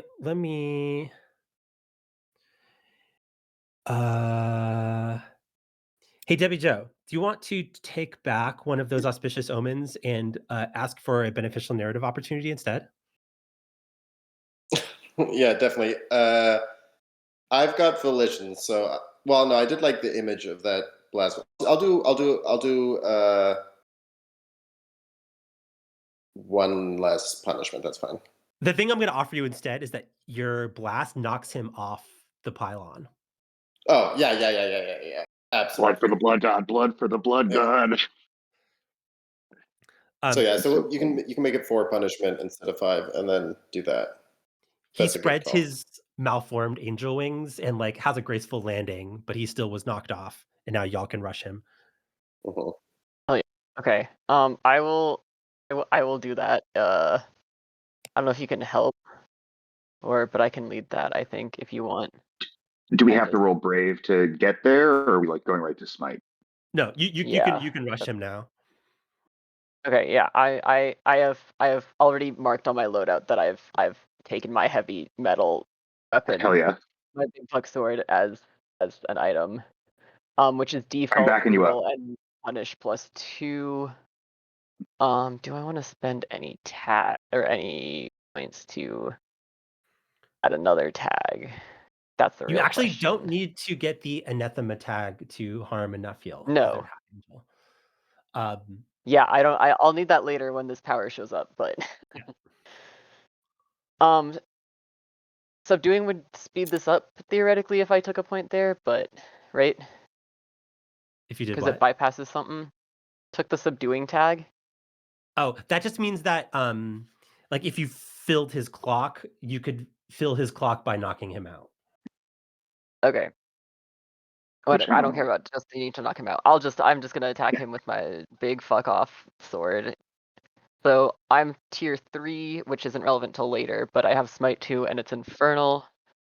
Can I also add mastery to this? My close weapons mastery? Yep. Damn, y'all thought it both was really relevant strong now. characters. Yeah. So that's 9. Yeah. I'm also going to give you a help die. I'm like, it's very anime. Like I'm pre-positioning my my captive bolt mother of pearl guns such that because he is a smart combatant and mercenary, they know like if they try to go up, they're just like move out of your way. They're gonna just like get their shoulders blown off from my captive bolt Oh guns. yeah. Okay, and then the brutal tag applies later, right? That's not relevant right now. Yeah. Okay. That puts me at 11 then. There's no did we get a bonus die for the sniping, or is that just what put us in this position? That is what put you in this position. That allowed you to get to him. Okay. Mhm. Yeah. Otherwise, I was going to make you roll to climb a pylon. Gotcha. Okay. Thank you, I think Deputy Joe, for saving us from that. That's it. Oh, Got it. I fucked that up. I rolled a D11. Well, you got a 6 on your, but you got a 6. Yeah. That probably Let's try counts that 3 again. times. 11 D6. Let's try that again. Okay, I got 1 whole 6. You got Yippee. 1 6 again. I got 1 6. So yeah, that's success with a consequence. So you do deal your punishment. okay, and then what are we able to use our volition for again? I can re-roll 3 of these with that, right? Yes. Okay. What does anything happen when I run out of that besides I just can't use that? You just can't use it. Yeah. Okay, I'm gonna re-roll 3 of these dice. Fuck it. Sure. Hell yeah. Nope. No. Oh, The volition's doing you hard dirty. it is. Yeah. Okay. So you used your It's fell dice brutal and +2 punish on my brutal weapon doesn't as well. apply unless you're like completing his clock. Okay. How many fell dice do you have in smite? 2. 2, so it's 3 plus 1 in close weapons, right? Yes. 4 plus 2 from your weapon. Plus 1 from your help die, right? Right. Wait, did you roll? Did you take punishment? Yeah. Yeah, because I rolled will. I had 9 from mine, and then I got 2 from you, right? You got 3 from me. I had maxed Oh, out okay. spite. I gotta roll one more die. My bad. I Okay. thought it was 2 earlier. I thought it was gonna help, but yeah, that's what I thought. 1. Oh man, I was gonna freak out if No. that was a 6. It's Okay. okay. Nope. So that is 1 plus 2 from smite plus 1 from the help is 4 plus 2 from your weapon, which puts you at 6, and you're tier 3, right? Yes. Right, you inflict 7 punishment. Pretty huge. Um, that puts him 1 away from God being damn it. defeated. He's at 12 of 13 here. Um, do you think you know this guy as you, like, see him up close? Um, He would have been like a higher tier person than you, but I guess you've, like, grown stronger than him since you're, like, tier 3 now. yeah, maybe I did a, like, brief mission with him once, maybe when I was doing that, like, guarding at a political event or something, he was doing something else there too, but maybe there was, like, some secondary, like, undercover mission going on or something, so I only really, like, got vaguely acquainted with him. Also, Bob, you're right there, right? Because you were, like, helping with this? I am, yes. Okay, I have a funny hee thing that also happens here. I love it. Um, Nephilim have a special move called Divine Mistake, which is a circumstance, which means I don't need a Grim Omen to activate it. And it Hmm. says when their clock is half full, they emit a wave of unstable holy energy, incurring 3 holistic punishment to a 3-meter radius. Subsequently, their threat increases by 1. Oh, I So need to Jeez update that on my notes because that Louise. just says when the clock is full on mine still. no, this is for the like opposition version of a Nephil. Oh, okay. Okay, so I Um, take both of you take 3. 3 physical and 3 metaphysical. Does the thing that my mesh cape do, which is not armor but different, does that soak up the physical? You could soak up all of it with that. Okay. Even the No, you metaphysical? So can't soak metaphysical with Yeah, the that's what I thought. mech cape. so I'm Yeah. gonna take the 3 metaphysical, and I'm going to take an extra 1 physical because that's 4, and then that goes down to 2, so I'll take 2 physical, and use my crown of thorns to inflict 1 punishment back To defeat him. to defeat him. Also, then Bob, you would generate 2 ire from that. Oh yeah. Finally. Thank you. So um, he explodes, and I'm just like, nope. so he doesn't explode. So this is funny because the damage you like finished him off with was not with your brutal weapon, so he doesn't die immediately, but he is at your mercy now. Okay, so what does that mean? At your mercy means like you can like make another roll to like seal his fate depending on what kind of fate you want to seal. Also, what Oh, does does the the crown of brutal thorns notify? look like here? Um, I mean, it is still using it's using the plate, so like this is just like I think this like wave of divine energy hits me, and I think the plate just sort of just like spikes out at him and it impales him with the Yeah. blood. He drops to his knees in front of you, um, looking like kind of shocked that he was defeated like this. But he got rushed by 3 extremely powerful devilkith. Yeah. um, what do you do? Uh, He's like looking up you like, playing both sides as always. Gotta love our fickle master.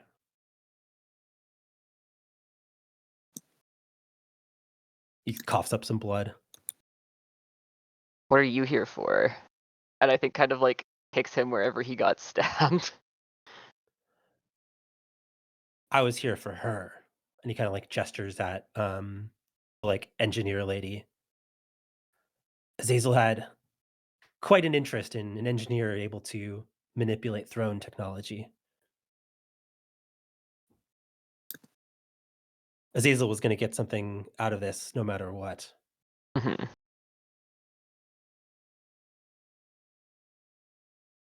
Or Azazel. I don't know. Never know how to pronounce that.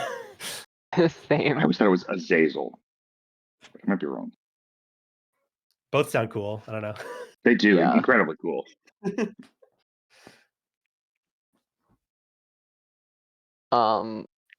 What would we need to roll to just like finish him off, or do we just like move on? You could just move on. Leave him bleeding out Okay. here. I'm fine to leave him bleeding out here. I think that at the very least, Rolo like draws some attention to it, like a double check. I think that in especially tier 4 beast mode form, it sounds more like a pigeon cooing than a person talking. I think that very well accurately represents the kind of limitations of being full beast mode. But yeah, Rolo looks at you meaningfully and goes like, "Oh," which is supposed to transmit the meaning of, "You sure leaving this guy?" I mean, the power will probably deal with him if it's following us. Speaking of the power, the grim omen there I'm expending on the stalking angel clock. Bring it on. We I'm want also that. going to spend a load on some Cinderleaf because my physical punishment is at 5 of 6. Oh hell yeah, let's Ooh. smoke some weed. As we're just like making our way down the hallway. Here's the thing. So there's like two sort of competing clocks here. Because you defeated Endymion here, I'm just gonna let the engineering crew finish the turn off the pylons clock as well. Oh yeah. Cool. Engineer Oshin, she like her and her team shut off these other two pylons and now has like disconnected the throne AI intelligence from the rest of the core. Hell Oh yeah. yeah. While they're finishing that disconnect, do we got can we check in with our skeletons and see how they're doing out there? Before that, I also wanted to check in with the donations real quick. There were a couple. We got There a were a couple. 33 and 30 cents from Anonymous, which with the donation matching goes up to 66.6, 66 and 60 Woo! cents. Hail the Dark Lord. Hell We the got Dark another Lord. 100 from Anonymous, crazy. And Cy Sweetman, who I shouted out earlier, the cover designer of this game, gave us 20 and An, says, "Big love an to the incredible Rebels Farm artist, by the way. community. Y'all are awesome." Um, Thank you, Cy. You're awesome. All right, you were with checking in with the skeletons. yeah, we were checking in with skeletons. Also with the consumable, it's one of my max 7 I could bring in, but now I don't have that weight on me. Essentially, Mhm. gotcha. It's consumable, so it like expends the material, but it's you know what what does this look like as Vine lights up? I mean, it says you ingest it. It doesn't have to be smoking devil weed, but I am also lighting up with you, by the way. Yeah. No, I think this is just like as we're like waiting for the engineers to finish up whatever they're doing, they're just like leaned against something. Yeah, lighting up. Very just like blank faced about it, I think. If I'm not mistaken, I'm in red dragon form until I like roll to stop it or do something else. So yes. I'm also posted up next to you smoking and like periodically, in fact, perhaps more talkatively than I normally would be with normal human voice, doing a lot of cooing. Coo, coo, that kind of thing. Hell yeah. That's -2, right? Mhm. Okay, cool. I don't have any mechanical damage to resolve, but I would like to narratively join. Hell yeah. Oh yeah. I don't think Saker can just passively be around drug consumption without. Rolo Goddamn. absolutely has enough to pass on, but he does another opportunity for them to coo, coo, and then like passes it to you. I love that we are smoking weed and hailing Satan on this beautiful Sunday morning. God bless the Black Mass. Oh yeah. Also, Yeah. if we have time to smoke, Beelzebub does would my be incorruptible proud. body? Hell yeah. Does Oh, my yeah, incorruptible body have time to take? yes. Cool. I still have 0 fist punishment. I'm really proud of that. Damn, y'all are so strong. I've never run this game with like 3 combat characters before. And you gave me ire. I'm Sorry. so ready. I'm aiming for Yeah. 10 punishment. I mean, if you want to fucking bait them out, we could fight the power right here and now. I mean, let's I bait think them. We got I 20 mean with minutes. 20 Let's minutes bait them. left. Yeah. Agreed. Let's fucking bait them. Let's Yeah. fucking bait them. So I'm not gonna worry about whatever the last like tick of the doom clock is gonna be. How do y'all bait them? I could send my flies to go get them and show them the way to us. Oh, okay. Interesting. Sick. Yeah, hell Yeah, yeah. we haven't talked about this part of your character. I wanted to get to it. I'm Tell pretty us sure about everyone your flies. understands it intrinsically. Everyone in the chat knows exactly how this works. Yeah. Tell us about your flies. Right. The advocate has been blessed by an umbral priest to be able to interface their body with the umbral birth and reincarnate spirits with their flesh. When doing so, the advocate rolls commune, and then I get a bunch of flies. So I think this is like the sigils on my body floating off of my body and turning into flies, leaving behind like scars in my skin. Sick. Roll commune for that. You definitely add abyss to this. Yes. Because you're Yeah. calling forth Yeah. shades from the abyss and Fly. reincarnating them as flies. Yeah. So this is going to be a 10d6.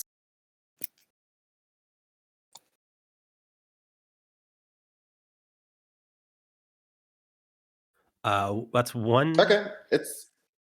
Oh yeah. Let me explode it. We're exploding everything in here. We are. Okay. Okay. So I still get how many I get well, it doesn't really matter, but I get a number of flies equal to the felled dice used, right? Which would be 4. So 4. Yeah. Yeah. And yeah, But you it do says get in a the text grim. that it says in the text that the flies do nothing but observe and irritate. I imagine you just like sending these flies to the power and just like fucking with it until they like follow the flies. Yeah. Yep. Cool. But you get a grim omen if you want, right? Yeah. Singular 6.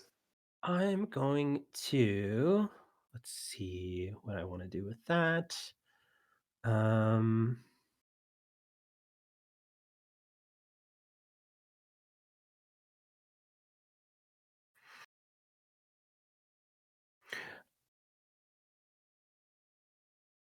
This is like kind of a weird thing where you're like forcing like spirits to like pilot these flies. I think like one of the spirits that you try to like put into a fly body like resists you. Take incur 3 metaphysical punishment.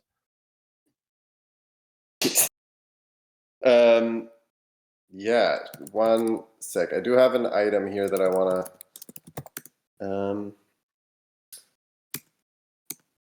yeah, I'm gonna declare my profane amulet to give me meta armor 1. So I'll take 2. What does the profane amulet look like? Oh, that's a good question. I mean, it's got to be some kind of symbol of Beelzebub.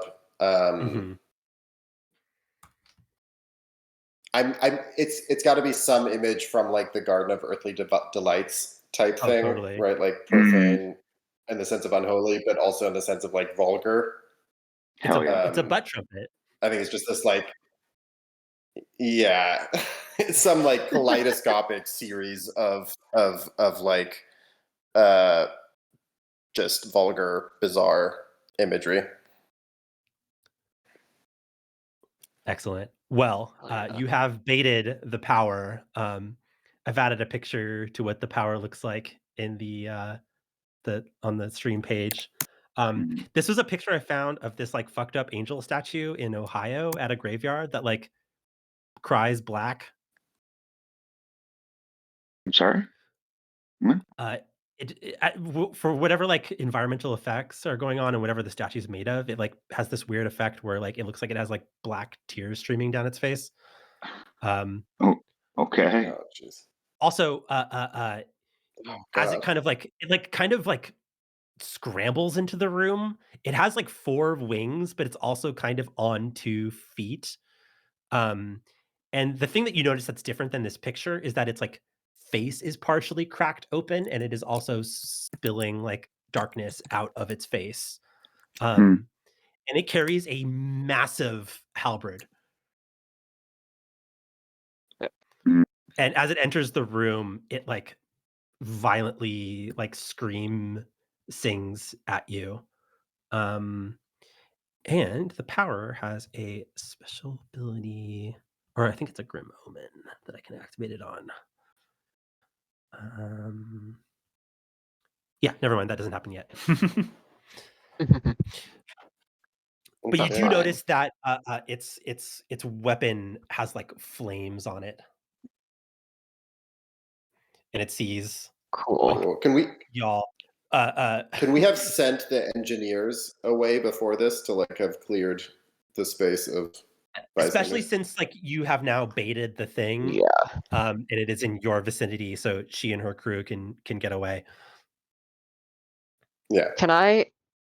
Do I have to be holding the war flag for it to work, or can I have like planted that It's here either to you're help either us? holding it as you're like rushing into battle, or you're like you'd have to be stationary to getting the effects of it.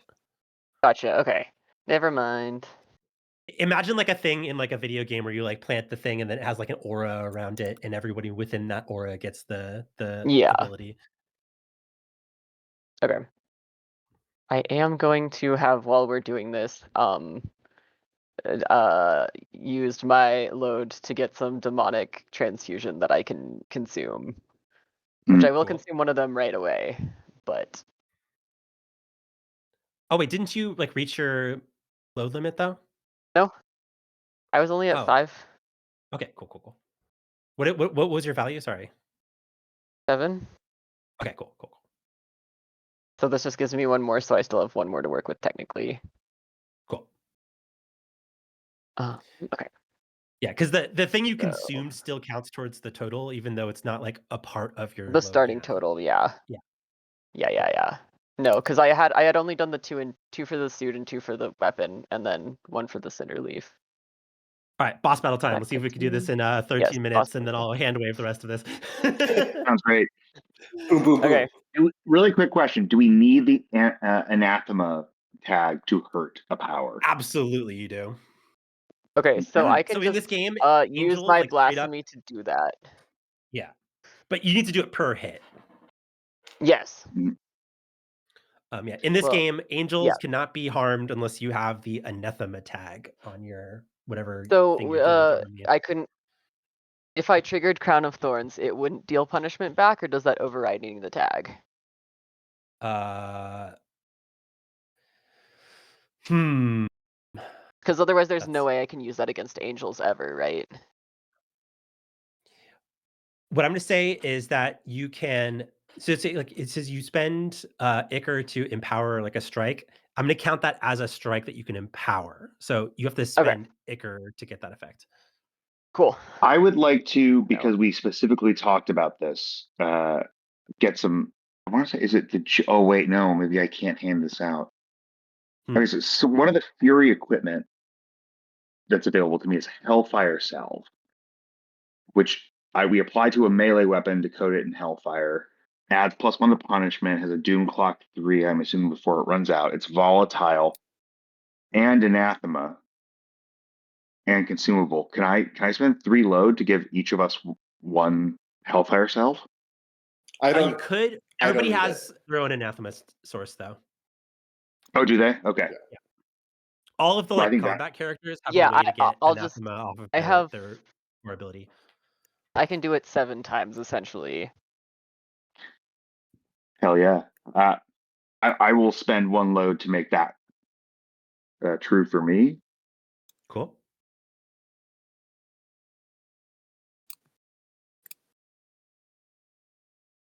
Okay, oh, I guess I can do it less times if I'm protecting y'all from getting hit though. Hmm. But so I wouldn't complain about getting my sword coated All right. if So you have this, the load to spare. I just added this to the clock section. This is Cambiel, the power. Their opposition clock is 14, and they are tier 3. Okay. Tier 3, yeesh. Oh, so okay, so but yeah, where are we? Like, is this the end? Can I get your Hellfire to coat my weapon too, just to like add some Another +1. extra protection? Sure. Yeah, another +1, and then I don't have to spend that. Yeah. So Yeah, it gives I'll spend me another an loadout. extra. It gives me an extra +1 on the Yes, punishment, and it then it's enough. is +1 punish, doom clock of 3, volatile, anathema, and consumable, which is What does self-evident. volatile do? Means it could also Good deal question. damage to you. That's fine. Yeah, That's it's fine. all good. I'm built for that. Okay, +1 punish. Okay, I'm just gonna fucking go for this dude. And I also have +1D right now for my next act of Knightly Bravery because I use the Demonic Transfusion. Oh hell yeah! This is definitely night so bravery.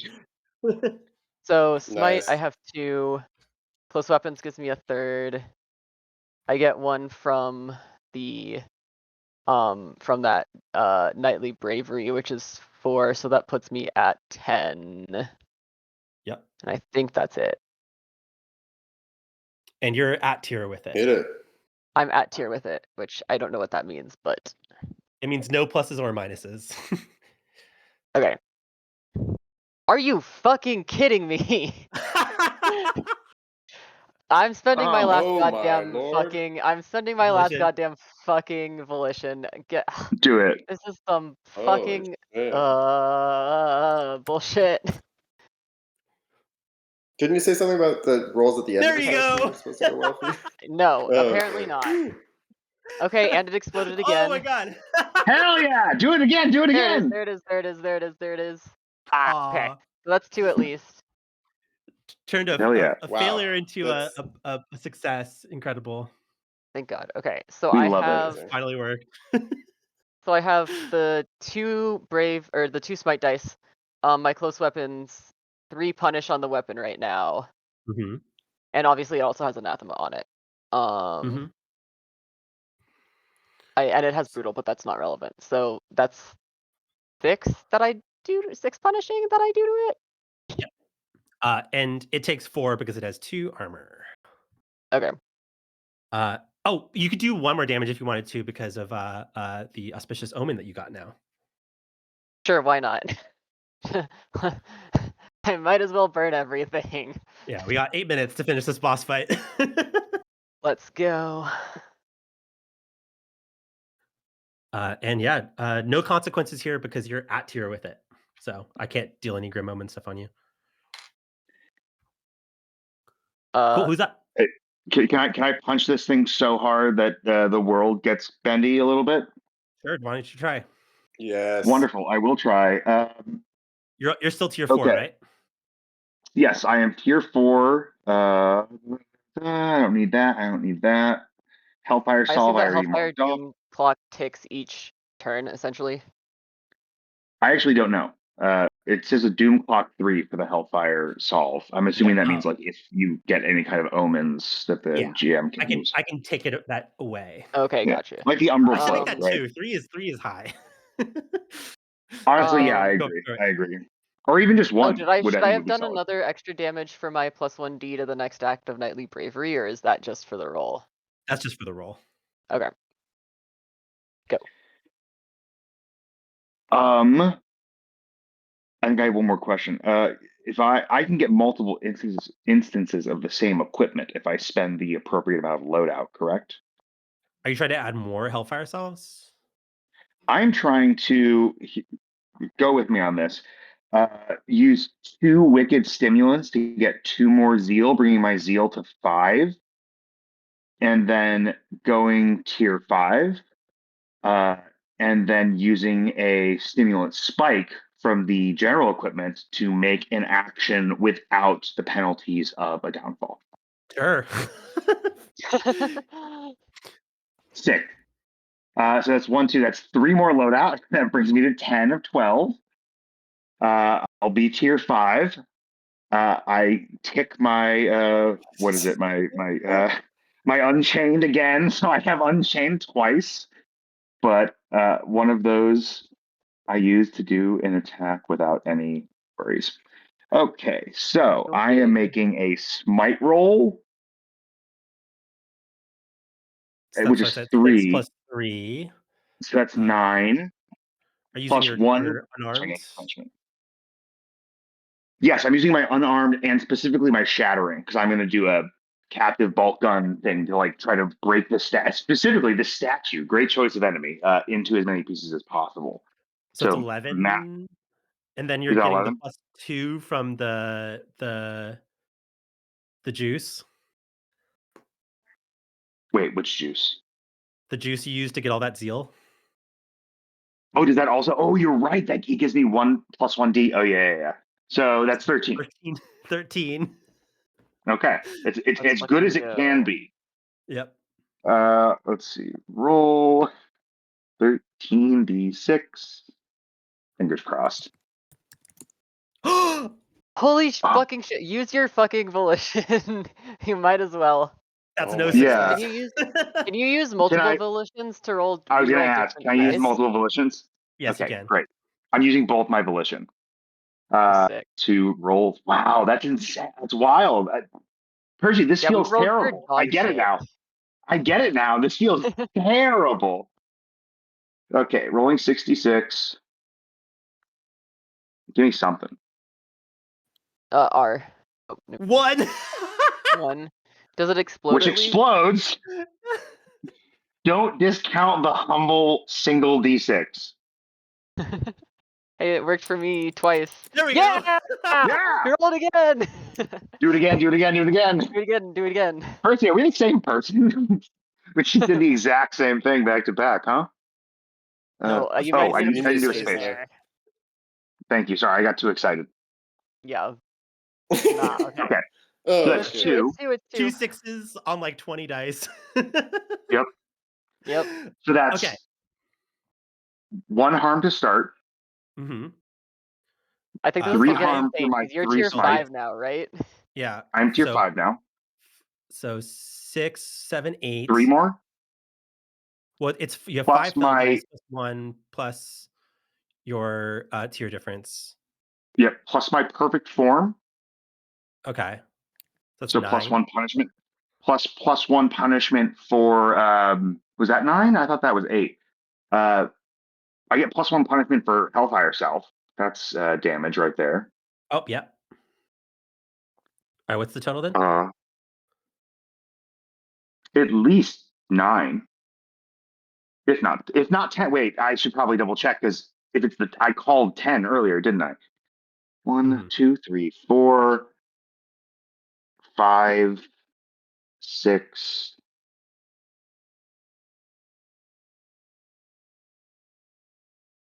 I feel like I'm losing count of something, but I want to say it's at least 9. I think it's at least 9. Okay. It has Right? 2 armor, so that deals 7. So it's at 12. Oh, I'm sorry. I'm going to spend both of my ire to make it armor piercing plus 2. So Okay. suck a butt. Okay. You gave me the 2 ire. All right. Yeah. I mean, that's the mechanics. Yeah. Okay, so that deals enough damage to quote unquote defeat Cambiel. We have 2 minutes left. I love the image of us of like our wizard in the back just like starting to like write out these runes or whatever that have to be done, and by the time they're written out we just beat this fucker to Yeah. a pulp. Well, here's the thing. Normally, an angel has what's called an angelic coda, where they have like a second form where they get stronger. But we don't have Love that, time yeah. to do that. We don't. I'm just gonna I say can that just take one more shot to finish it off. Yeah. Just do that. Like it's starting to transform, and then you just take a shot at it. You hit it before it's You- finished loading its final form. Glitched the game. All right, should I do glitch it some right dice out. here? Yeah. Just for fun? All right, I'm going to be rolling 12 dice because it's 6 plus 3 for commune, 2 for my masteries, and then I also took my special equipment, which is the phlogiston silt. Phlogiston silt. Oh, geez. To get another die.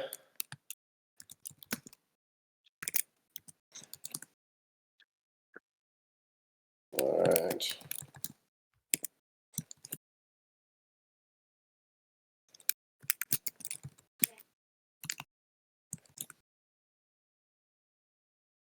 All right, that's a critical. Okay. Hail Satan! Yeah, it starts to Hail transform. Satan for the kill shot. It starts to transform, and like what it was gonna do was sprout another like pair of wings, and its face was gonna open to reveal like a second face with a bunch of like sharp teeth in it that was like oozing black ichor, but you blast hell the yeah. hell out of it. And we're just gonna say that the skeletons found the primordial essence that Lavisha needed to like power her god power. And we'll just say that whatever was going on the bridge, they figured it out. Yeah. Of course our skeletons did that. They're great. Yeah, and what happens next is there's like a montage of you communicating through Eiley that you got it figured out.